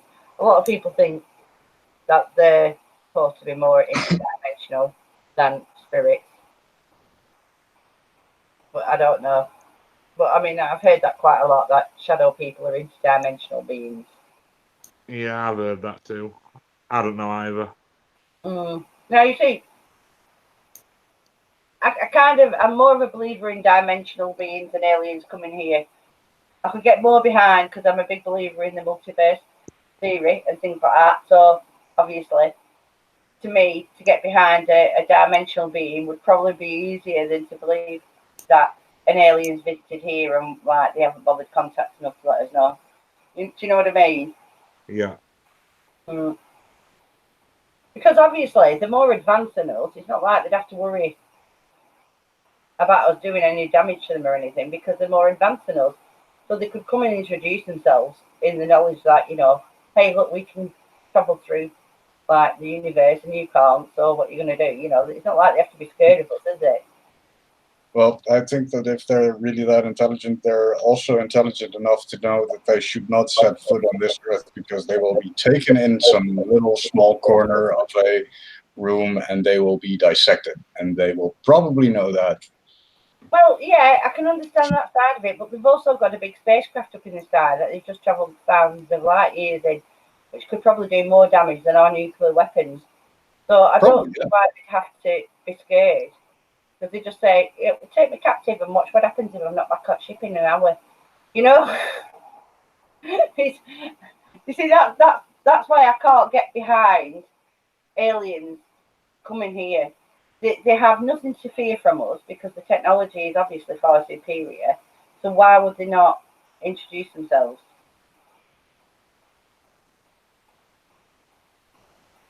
That was like dead air there. You see, you both still really being quiet. I don't think they'd feel need to, you know. I really, I mean, obviously. For them, have we? Really? I mean, what have we got to offer them? Nothing. You know. Knowledge. Well, what knowledge would we have that they haven't got? Well, that's what they want to know, right? I don't know, but we have points on our planet that we don't even know what it does. Like very deep in the ocean, there are things out there that nobody has seen in their entire life. So there's probably some knowledge that they can draw from that. Well, I suppose technically, can I just say they're not having my muffin, Mark? Just not happening. So that would be like natural knowledge that we, like you just said, we wouldn't know about it. So they don't really have to interact with us to go find it. They could come. I mean, we're assuming that every, like, you know, say Star Trek term, an M-class planet, a planet like ours, right, where we've got land and we've got water. Maybe not every planet's like. I mean, maybe they come from an arid planet that's like a desert planet, or maybe they just come from a planet that's more water-based. Or I think it was a long time ago, and I was listening to a physicist, and he said because of the way the universe is made up, if there is life forms out there, they would all be based on our design, because that would be the natural order in the universe. So you won't get a tentacle monster, or which happens. Oh yeah, look, she's bringing tentacles into it already. Yeah, there's a tentacle monster out there, or alien. I'm saddened by this fact, but they would all be based on generally on our form, so a biped. I don't believe that. Now, apparently physics, I don't know, I was just listening to this physicist talk, right? But just because they're going to be like a biped doesn't mean that they can't have features of other things, you know, like maybe more lizardy, or, you know, because they like the lizardy people, so they got more lizardy or more animalistic, or, you know, whatever it is. But the basic form would be the same. But that doesn't mean that they can't be more of a lizard-based or an animalistic-based kind of thing. Yeah, I think they'll evolve the way they should evolve. They adapt to their conditions. So. Well, yeah. So I mean, you could, if it was an arid planet, you could understand it being a more like lizardy-based thing. You know, I mean, Yeah. If it was, I don't know. Winter cold, we get daddies. All I can think about, if it's a water planet, is bloody what we call Patrick Duffy, with a man from Atlantis with the bloody gills behind his ears. Oh, is that Waterworld? Is it? No, is it? It's what? Waterworld. Waterworld. No, he did a series called Man from Atlantis with Patrick Duffy, weren't it? He used to be in Dallas years ago. It's an old thing. You know, or Aquaman. Aquaman would be another. But mind you, what's it called in that Jason, what, that new Aquaman? If they all look like him, coming from aliens coming in who look like him, I'd be happy there. Let me tell you. Like, yes, I bet you would. I bet you would. come visit. Welcome, open arms. Or tentacles. Or tentacles. Is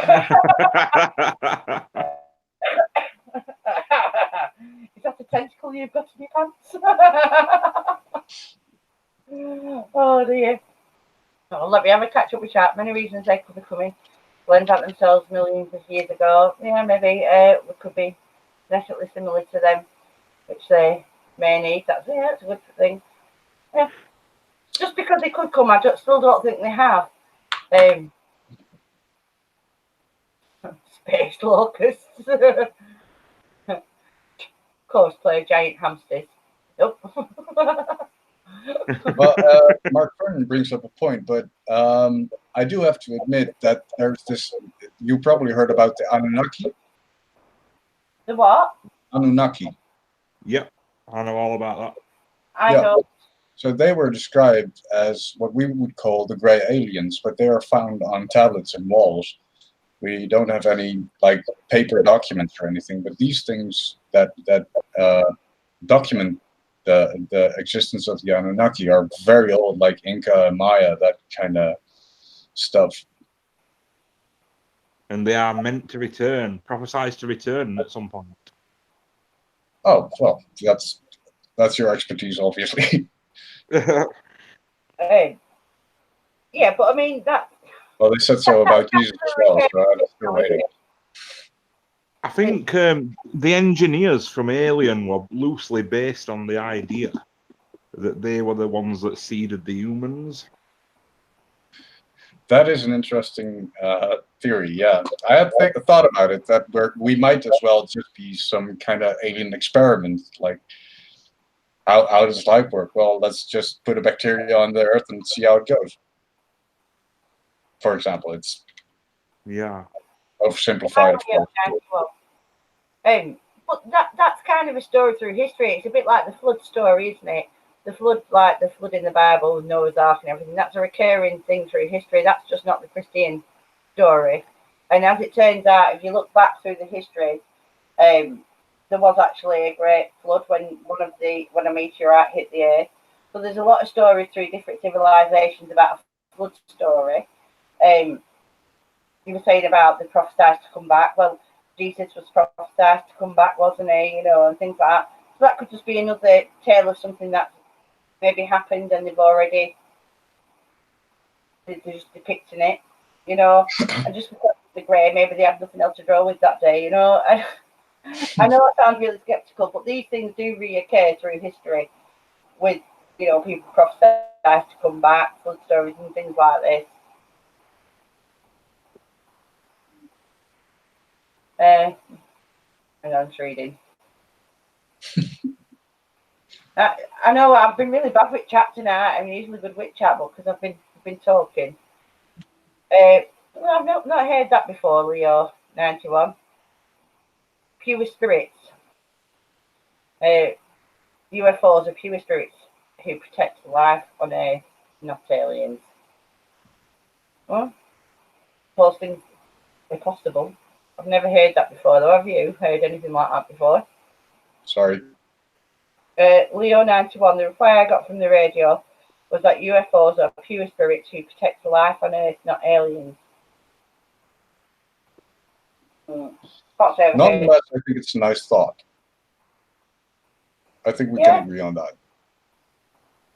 Yeah, I do think though a lot of like history, like it does repeat itself in the stories that we hear. I think it was Brett who was telling me about some cave drawings in an ancient civilization, and they had like cave drawings of aliens on walls in an ancient civilization of what people have perceived as aliens. Kind of weird, isn't it, that they do have depictions of maybe what people have thought is a spacecraft and a more alien-looking being that are, you know, from 1,000 years ago, 2,000 years ago, 3,000, you know, whatever it is, back. Can't, you know, I mean, just because I don't believe they've been here doesn't mean I don't find those kind of depictions interesting, you know.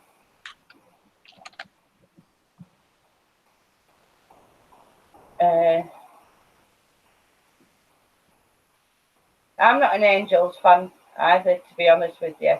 I think what we could maybe perceive as guardian aliens now, bloody mixing up. Maybe we have some guardian aliens. I like it. Maybe I've just invented something that people will talk about in the guardian alien. I think maybe something that we would perceive as guardian, I'm going to say it again, guardian angels is our family members from generations past, like that. You know, I'm not. It's so hard because when I left, although I do believe in a higher power, which I would call God, the religious aspects of it have just, for me, faded over time. And it's probably because I had a bad experience with the church. But, you know, I mean, being raised an Irish Catholic, I mean, we did church, we did it good and we did it often, you know. But I organised religions just too preachy for me, you know. Yeah, And well, I feel the same. I believe in God and I even believe in angels, but I don't believe in church or Bibles or that kind of stuff. They bid us yeah, a lot of information and some good lessons, but I don't live by the Bible or anything. I don't know. Although I'm not, I believe in people, and I think this is, and I think that's only because I understand people. There's good people, there's bad people, you know, and I think that's easier to believe than angels. So I think that's kind of why I go for spirits and I say, well, I don't do demons and things like that, because I just think. I think even with elementals, there's got to be good elementals, like you said, and bad elementals. And I think with people, there's good people and bad people. So there's the concept of angels and demons beside the Bible, which was written by man, in general, like mankind, not just by a man, although it probably was written by a man, but yeah, just in general, mankind. Just they could have put anything they wanted in it. Do you know what I mean? When they wrote a Bible, because a human being wrote it. I mean, we're not exactly known for our truths, are we? You know, and at the time of writing the Bible, they wanted them to believe them and to join this religion because they need and they if Scare you have, tactics. If you well, don't believe in our religion, you're going to hell. yeah, exactly. It's terrible. That's not how what we call God works. Well, no. What? And above paranormal, that's a good point. I believe in there's positive and negative entities. I don't believe they are fixed one way or the other. Now I understand what he means with I don't believe in demons and angels, because that's pretty accurate what he's saying. Well, It's what we call demons or what we call angels. yeah, well, I mean, there's good and bad. That's and it boils down to it. There's good and bad, and there's good and bad in all things that walk. We say, there's good dogs, bad dogs. Some dogs are just nasty feckers. Some are nice. Some birds will shit on your head before, and others will just fly on by. Do you know what I mean? There's good and bad in everything that has graced our earth. So when we die, why would that not continue? I mean, you don't just die and suddenly, go, hallelujah, I found God.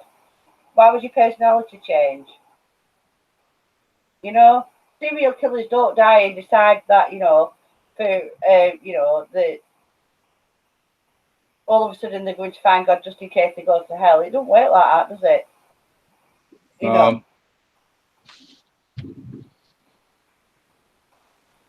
Though I do have my questions about hell and heaven and abyss and all that, because even in the oldest book, like Book of Enoch, it does describe a place that we could call hell, like an abyss. I mean, do you know what my mum always said to me, and it actually makes more sense to me, that this is hell, this is the waiting area, and this is like a hell. Do you know what I mean? Think of it as like in a Dante-esque kind of way. This is like a hell, and this is where we're judged. And when we die, that's when our spirits get released. That's when we've either fulfilled our purpose, or we need to, our soul or our spirit needs to. Because I believe in reincarnation, maybe not on the same level that a lot of people do, because I just believe it's energy that needs to be redistributed. But yeah, that this is where, if you're looking at it from a religious point of view, which I kind of don't, but I mean, it does actually make sense. This is where we're judged, because I mean, there's so much crap on this earth and so much nastiness that goes on, and to me, this could be a living hell in a lot of aspects for a lot of people, Yeah, we create our own hell or heaven right here on Earth. Actually, I've actually done a session on this today, which, and I've started going over a bit, and I'll probably finish it tomorrow. It's only 5 minutes. But asking questions like that, do we make our own heaven, and that sort of thing. So I kind of think we do. to a degree. I don't know. Yeah, like I always say, I call on something bright, something positive before I start my sessions with good reason. Yeah, well, I always picture a light, and I picture a door when I'm closing them. You know, when I'm closing the session down, I'll picture a door and a light, and I move the light towards the door, and you know, in my head, and I'm just telling them to go. But Andy, what do you believe, like afterlife wise, or when you die, or what do you believe? I believe we have got a small transitional period just after death, where your soul, if you will, is basically just like it's like particles that's all bound up in shape of you, and in transitional period it breaks apart and then goes back to the source, e.g. God. Yeah, I'm not saying it's a sort of, it's just a self-aware energy probably. So it's just power. Minces all the energies up together and then spits it back out into another course of life. So reincarnation, but on a much deeper level. This is why we all, if you do remember a past life, you only get little glimpses because you'll never come back as this experience what you're having now. It can never be the same. So that's why you only get little remembrances of what happened, because you just mince together with everybody else. Right. That Which kind of, I believe, like in a consciousness when we die, in like a mass consciousness, because it's energy. Because to me, our souls, our spirits are energy. So when the energy leaves our body, just I'm not saying it happens like this. I'm just saying 'cause it's easy to picture it, above us, and it's a mass energy ball. That energy has to be redistributed. So yeah, I mean, law is that energy has got to go somewhere else. It's got to, yeah, go but into if something else. it dissipates, it doesn't dissipate, so it has to go back somewhere. yeah. You should watch a documentary of NDEs that'll clarify a few things. And it helped me a lot, at least. Yeah, but you see, this is the NDE. thing, isn't it? It's like I said earlier on. What all our beliefs are, and we could all have a different belief. But I think maybe it's like when I was saying about proving, when I was saying about proving an afterlife, I think it's going to come from many different places. I think maybe the afterlife is going, our perception of an afterlife, or is probably going to be a bit from lots of people's different views, and it's going to, when we get there, we'll probably go, do you know what I mean? It might be one of those kind of things, and then we're put back somewhere else. But past life, though, Andy, what you were saying there, maybe when we have past life experiences, I mean, I've not had any, but I'm just saying, as a thing that is around. Maybe past life experiences, you could understand having flashes. Does it automatically mean it's your life? If what your theory is correct, maybe we're actually having flashes from somebody else's life. But Yeah, exactly, yeah. Does that make sense? Yeah, that makes perfect sense.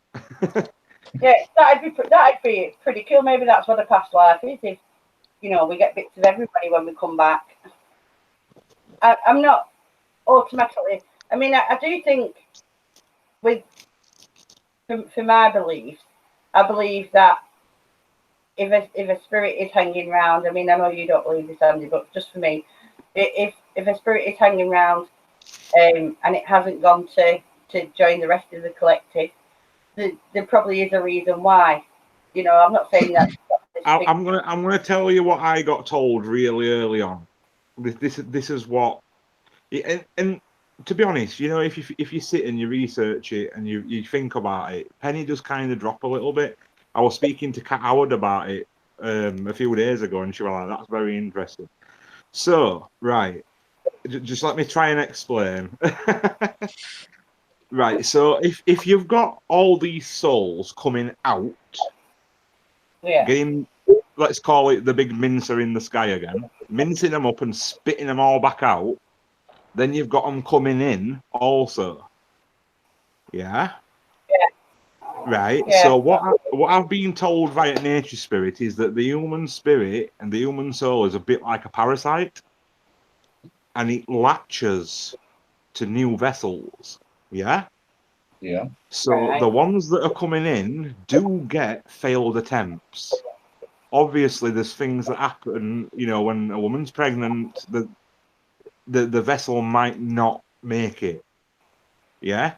So you know when you're on spirit box and you're getting all these things asking for help. Mm-hmm. Usually, from the nature spirit perspective, they're saying they are wanting help finding a new vessel. Ah. Yeah, they're not Yeah. wanting to move to the light because that's a natural occurrence. So you ain't got no say in that. They're wanting help finding a way here. It's Right. food for thought. It is. Yeah. Definitely.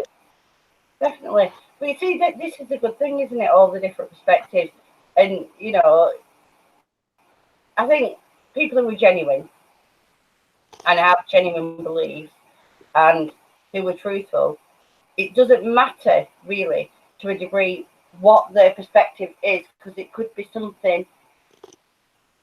You know, you tend, with genuine people, you tend to always find something in what they say, whether it's a small snippet or a large snippet. There's usually something in there, because you know, genuine people don't look for the extravagant, they don't look for the crazy, or they're not looking for the subs and views and all that stuff. So you usually find something, some, you know, facet in there that you think, wow, yeah, that's, you know, and that, like I said, that's the great thing about the paranormal. You know, there's so many different things out there, and theories and ideas and beliefs, and you can see a bit of something in a lot of them. You know, Yeah, yeah. well, that's a good thing, isn't it? Whatever. And I just That think part, Fernand, don't do that under the solar bench. That yeah. Sorry. that I've seen further up that Brett was saying he'd had about his near-death experience.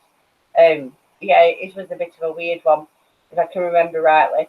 He had this near-death experience. I can't remember whether he'd had an accident or his own.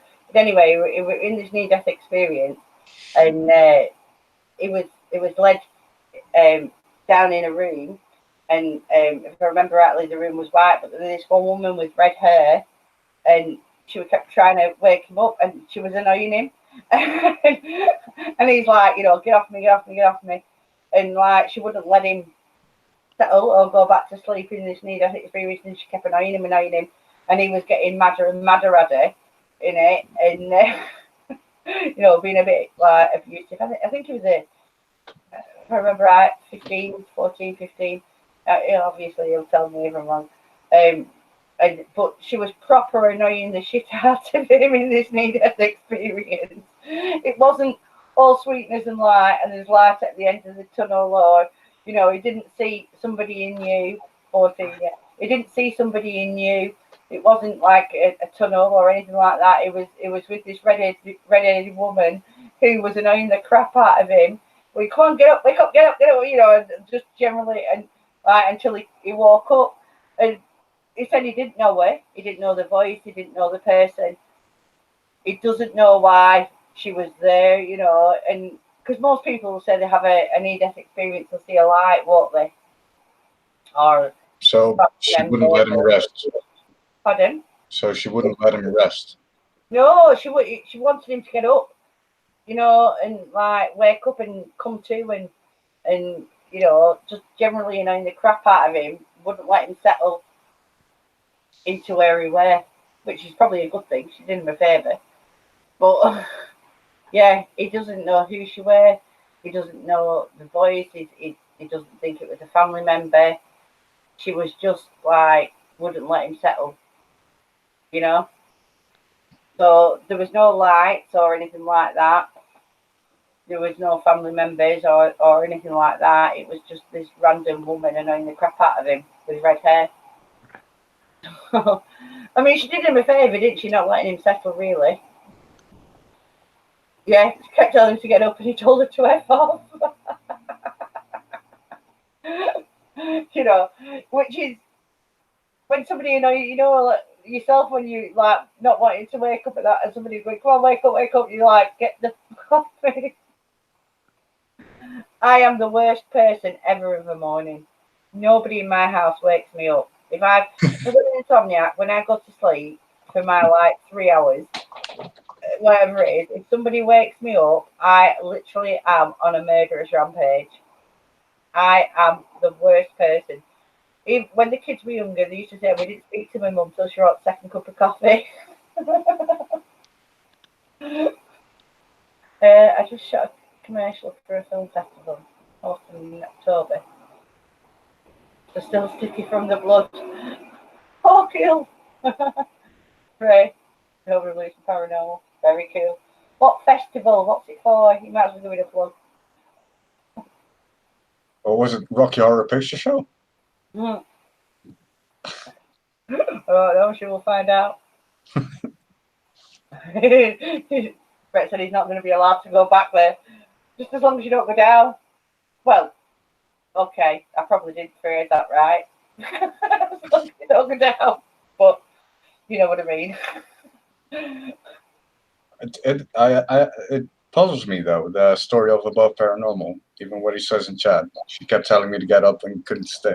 Yeah. It sticks. It's an interesting story. Like I said, she did him a favour because if she hadn't done that, maybe he wouldn't have come back. Yeah, exactly. Burning. What burning? I was pushed back by a giant hand. See, all I can picture now is one of those big foam hands with fingers.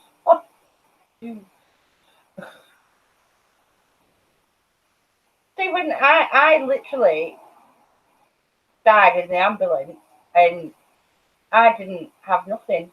It was just, I just went. There was no near-death experience for me. I can picture, I can remember going, I can remember everything fading. I can remember being there and the ambulance man like shaking me, trying to wake me up. And I can remember my mum and my sister there crying.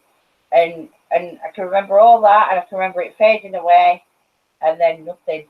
And then I come to, they took me to the resus room in the hospital at the A&E, and they started like putting loads of stuff in me, and and I come round, and I can remember then, but nothing, like I didn't really have any death experience, although I did because I was out of it. But yeah, I can't remember anything.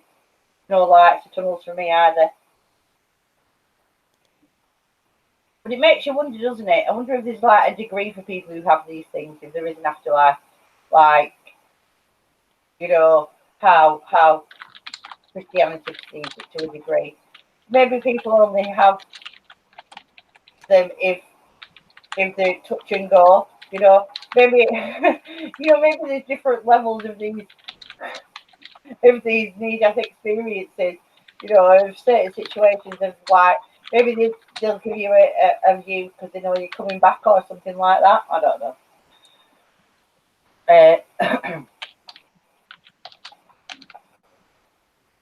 Yeah, you see, you didn't even realise they said that it was John. Have you ever had it like that, either of you, near-death experience? Yeah, I've had one.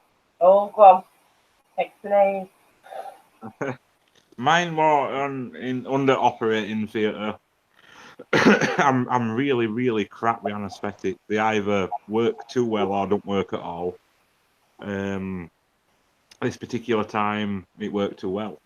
I were only young. I think I was about 6 or 7.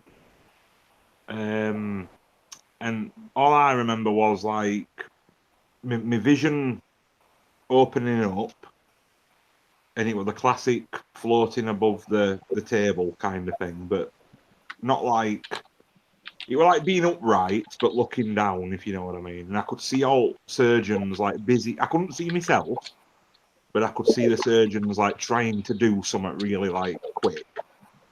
And then I remember looking towards corner at wall, and I could see my mum and dad waiting. It's like the wall didn't exist anymore. And then I looked back, and then I kind of lifted my hand up, and like I explained earlier about the particles, that's how it looked, but in the shape of my hand.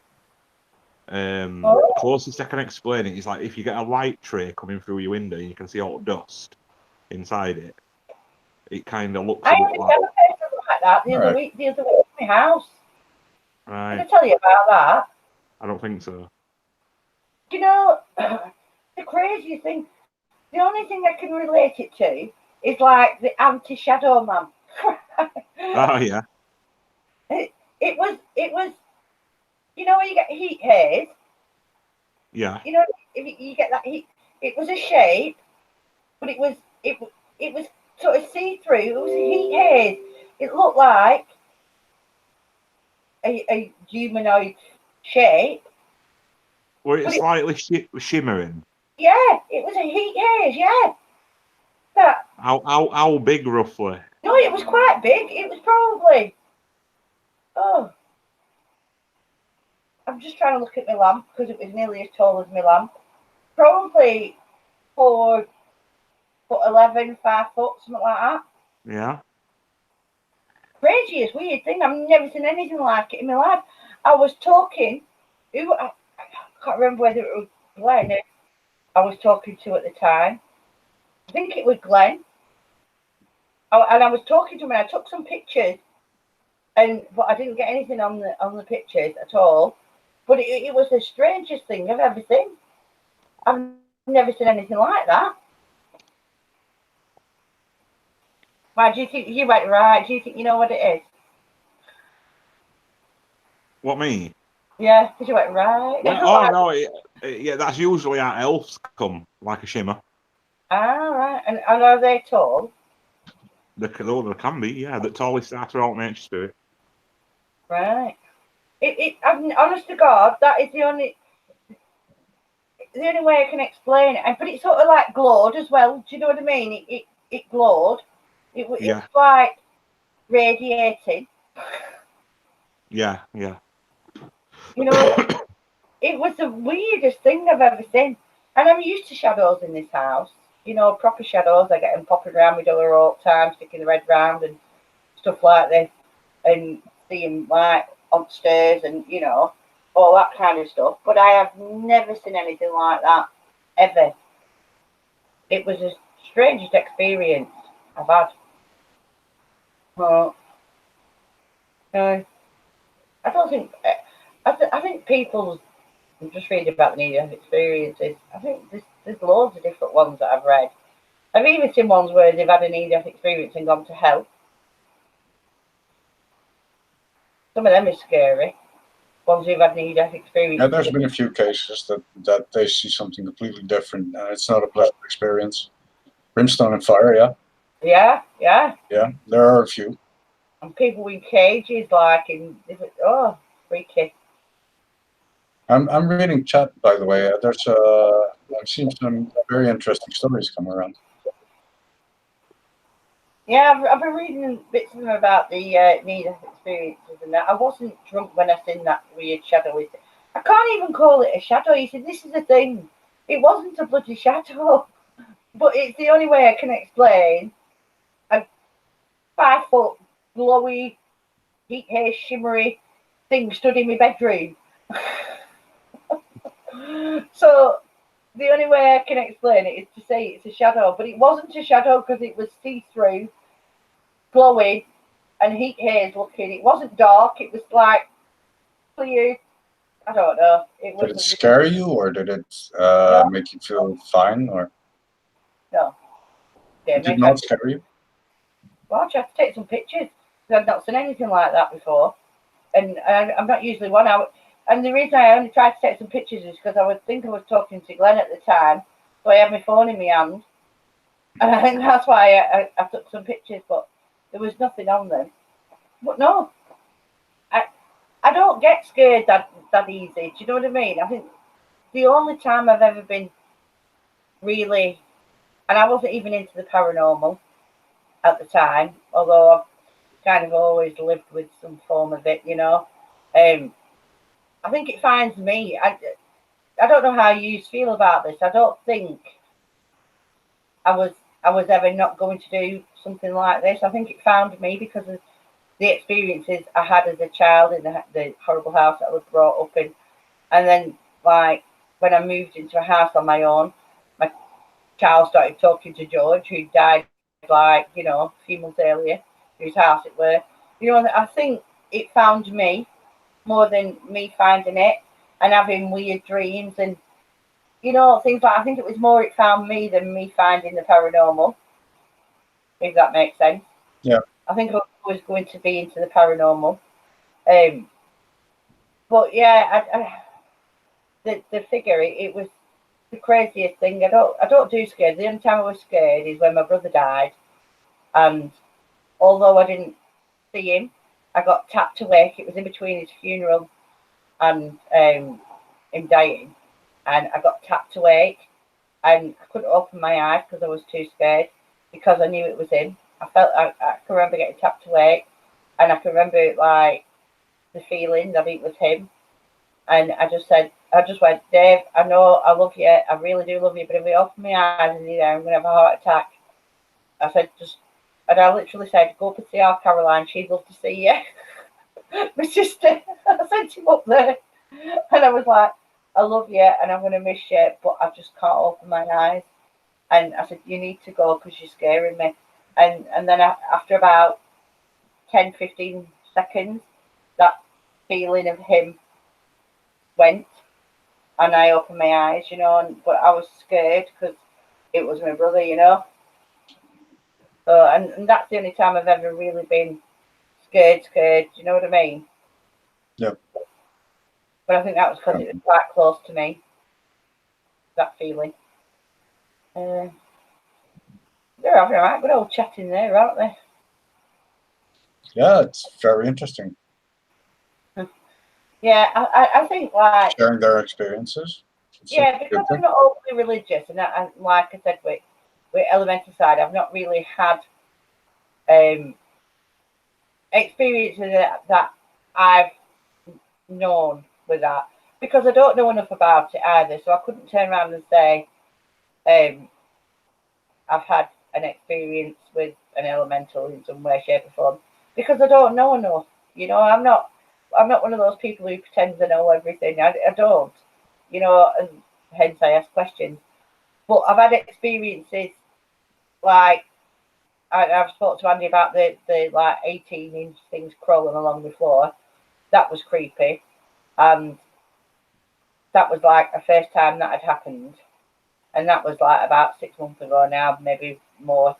And then a couple of months ago, that experience with the things that I wouldn't necessarily put into the realm of my knowledge of the spirits that happen in this house. There were new things that have happened. Do you know what I mean?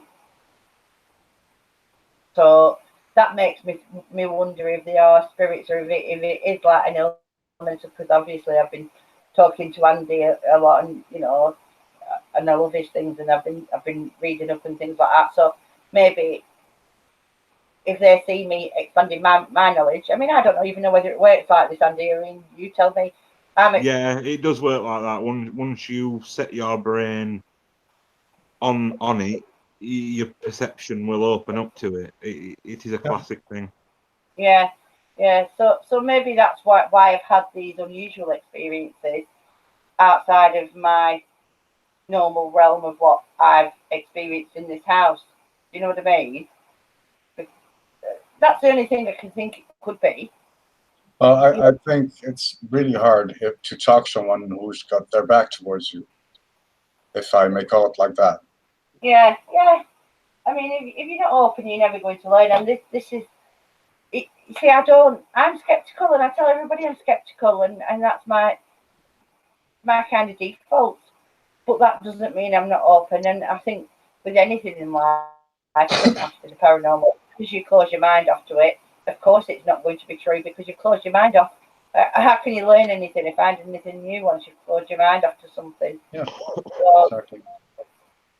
but that's with anything in life. That doesn't have to be paranormal. That's just a general freaking rule, and you see it all the time. People just turn around and go, "Nope," life don't work like that, does it? Really, you've got to keep your mind open.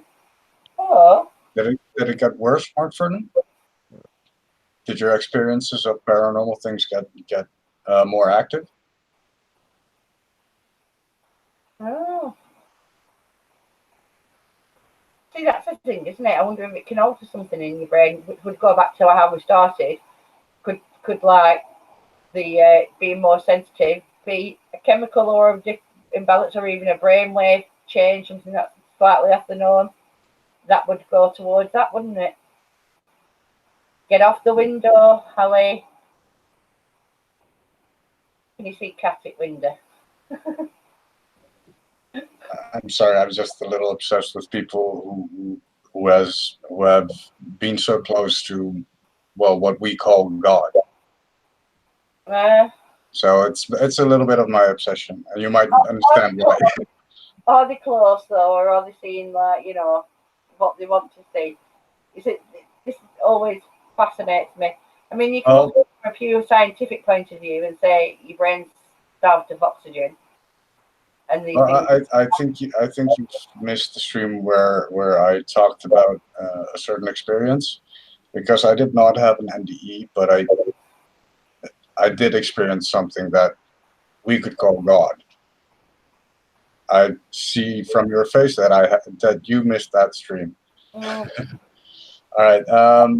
So the thing is that I was in my bed and I had this idea that I was dreaming, and there was this undescribable big bright ball of light, like a mixture between sun and moonlight, you could say. And it gave me a message: man is not what they are supposed to be. And man is not the what? Man is not what they are supposed to be. Right. So, okay.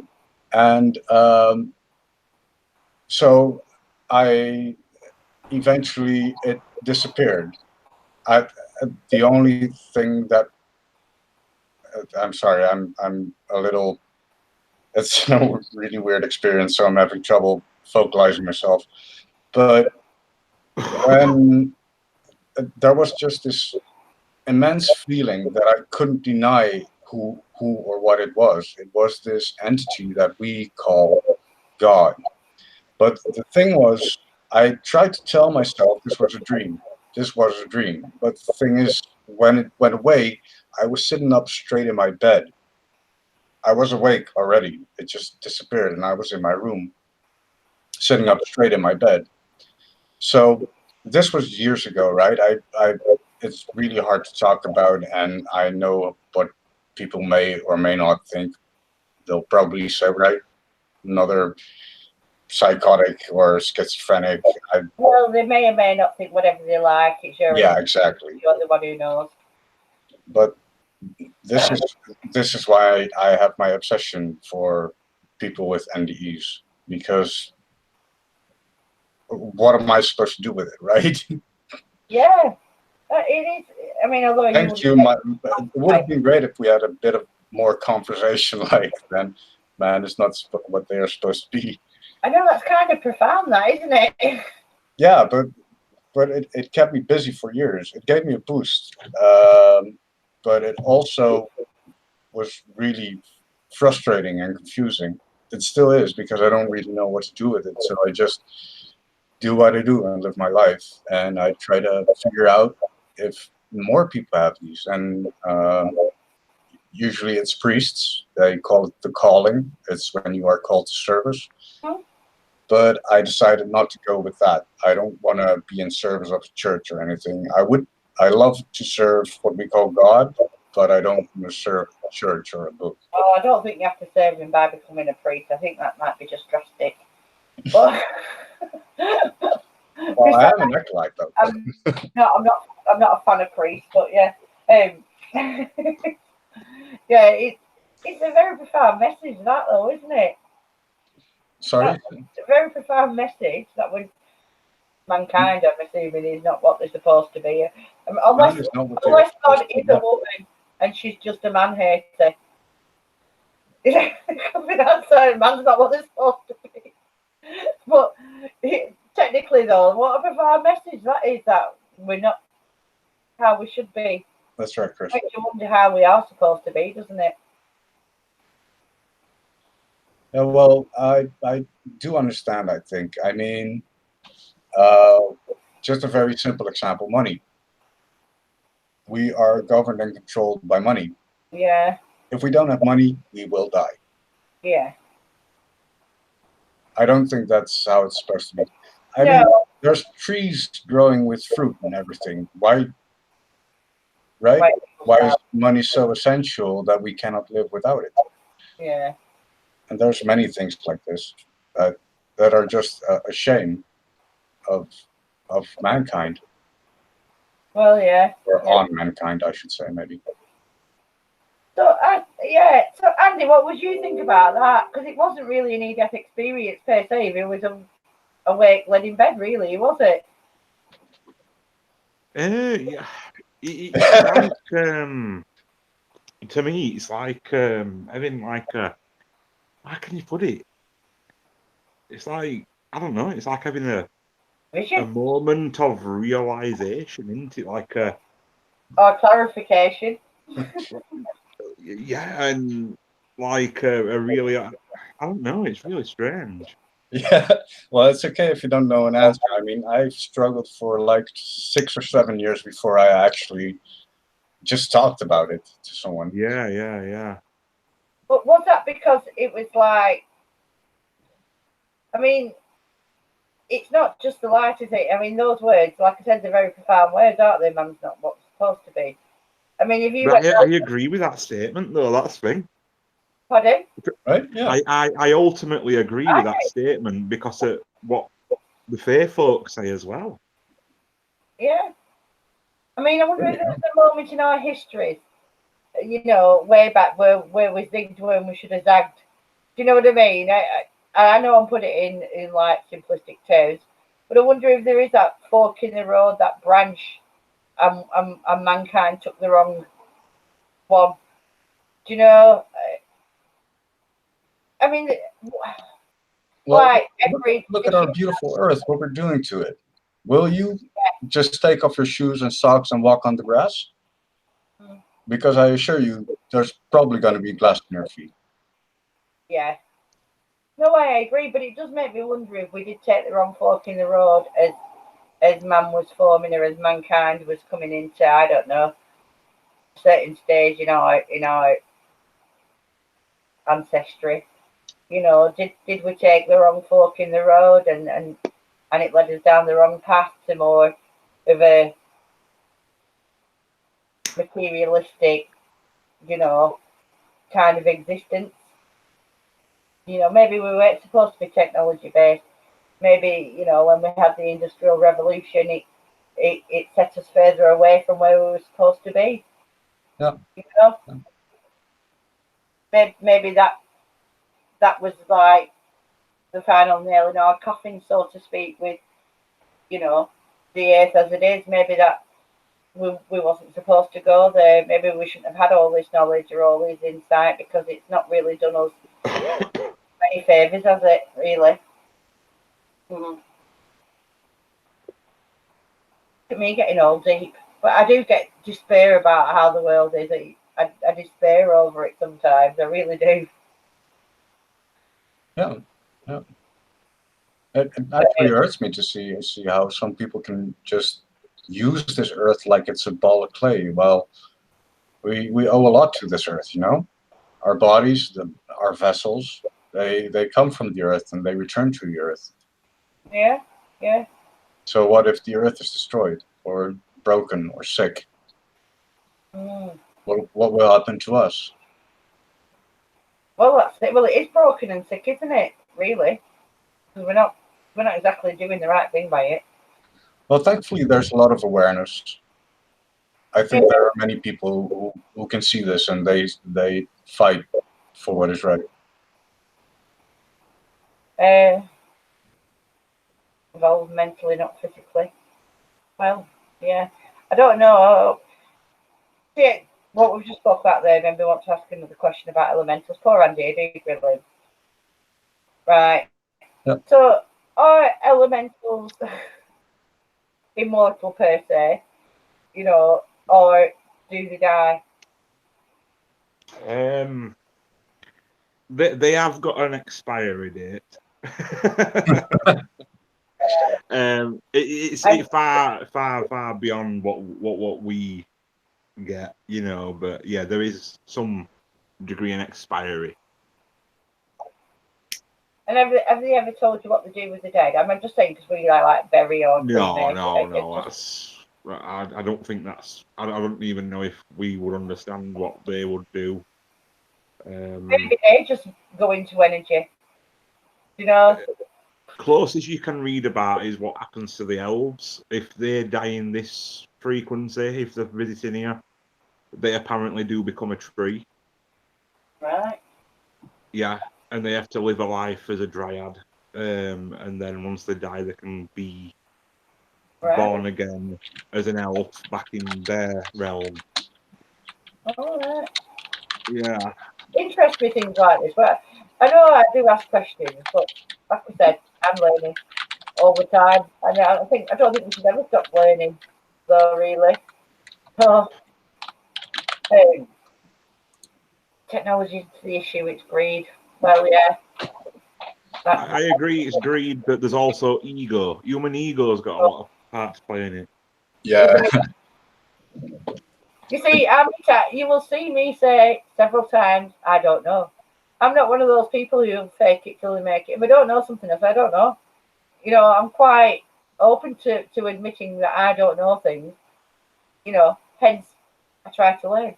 You know, but I don't think there's anything wrong with not knowing something. And when you see people who, for whatever, not wanting to look bad, not wanting to look silly or stupid or whatever people perceive they may look, you know, and they try to bravado through it. I don't get that. I'm just like, well, I don't know. You know, I don't know. But yeah, ego is it's bad when you see people do stuff like that for the sake of it, especially. And how many times do you see it on YouTube with the bravado and the ego, and you know, and you can watch somebody from the early stages of a YouTube channel and watch how they change.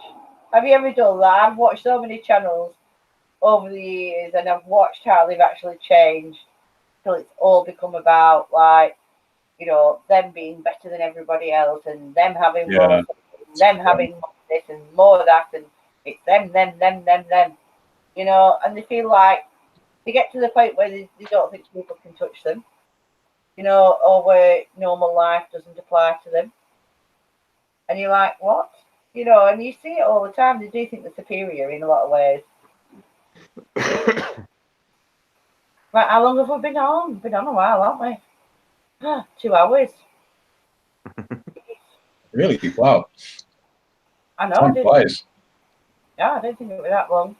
We'll start closing things down. And do any of you want to say anything before I start saying goodbye to people? Elemental Encounters, it was an absolute pleasure to be on the live stream with you. Yes, same to you, man. Very informative. Thank you very much. And you both sat there, aren't you, off camera now, doing that to me?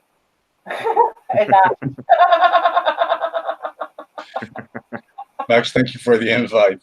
You've been a very good host. Thank you. You know, you're always welcome to come on mine. And we never end where we start on my things. That's the thing. We just, like, my chats literally do evolve. We were talking about evolution in the my chats literally do evolve to God knows where. I never know where we're going to end up. I tend to know where I'm starting, where I'm finishing. I haven't got a clue.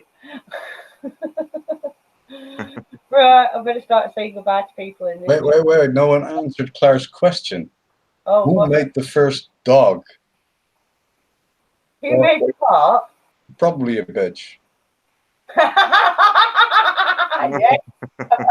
What? What I said? It weren't me.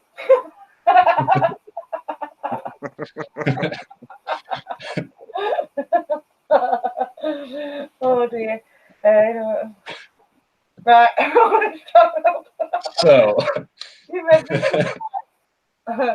Right, Claire, Brett, Chris, Kat, Stephen, where are we? Mark, how far back am I going to go? Whoever else has been on tonight, because they're the ones who seem to be chatting at the minute. Said Chris, didn't I? Yeah, whoever. Oh, wait, it's gone Ray, and everybody else who's been on tonight. I really do appreciate it, and I absolutely love seeing them all chatting and discussing things in chat. That's, to me, that's sign of a good chat when they start discussing things like that. Sometimes it's separate than what we're actually talking about, but that's really cool that they have their own ideas and thoughts and things like that. I absolutely love when a chat evolves the same as my streams evolve to go somewhere. It's really cool. Andy, as always, it's a pleasure. And I'm going to say your name and mess it up again now. it's fine. It's fine. Well, it's not exactly spelled, so it's like you. Well, my friends call me Eep. Eep? Eep, double E-P. Oh, Eep. I'm going to call you Eep from now on because that is so much easier. Yes, I know.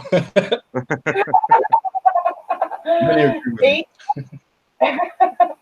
As always, it's been brilliant having you on, and both of you two is like a fountain of knowledge, and I love it, and I love soaking it up. So it's been great, and I really do appreciate both of you coming on and having a chat with me. And everybody, especially in chat, don't forget Hangouts is finishing at the end of this month. A couple of new ones that you can do multiple streamings on. One's Zoom, but you have to pay for Zoom. I think it's about £12 a month to Zoom. I'm using something called Streamlabs, and at this moment in time, it's actually free to do multiple people's streams. Dead easy to use and set up. It's what I was using the other day. On, when I did the daytime thing, where I can put the banners up and all that stuff on it. That's Streamlabs, and it's really easy to use as well. So if any of you are looking for a new thing to use instead of Hangouts, it's either going to be Zoom, which you pay for, or Streamlabs, which is free at the minute. So it's up to you to take your choice. I just thought to chuck that bit of information out there while I was on. We'll just let you figure that out. Yeah, I mean, you'll find him if you go looking, because they're the two main ones. But I still don't think a lot of people realise that Hangouts is actually finishing. Nobody seems to be really talking about it, and then all of a sudden they're going like, "It's finishing," like yeah. Right, you two, it's been brilliant, and I'm going to go because Robert has sent me a text. He wants to come to bed.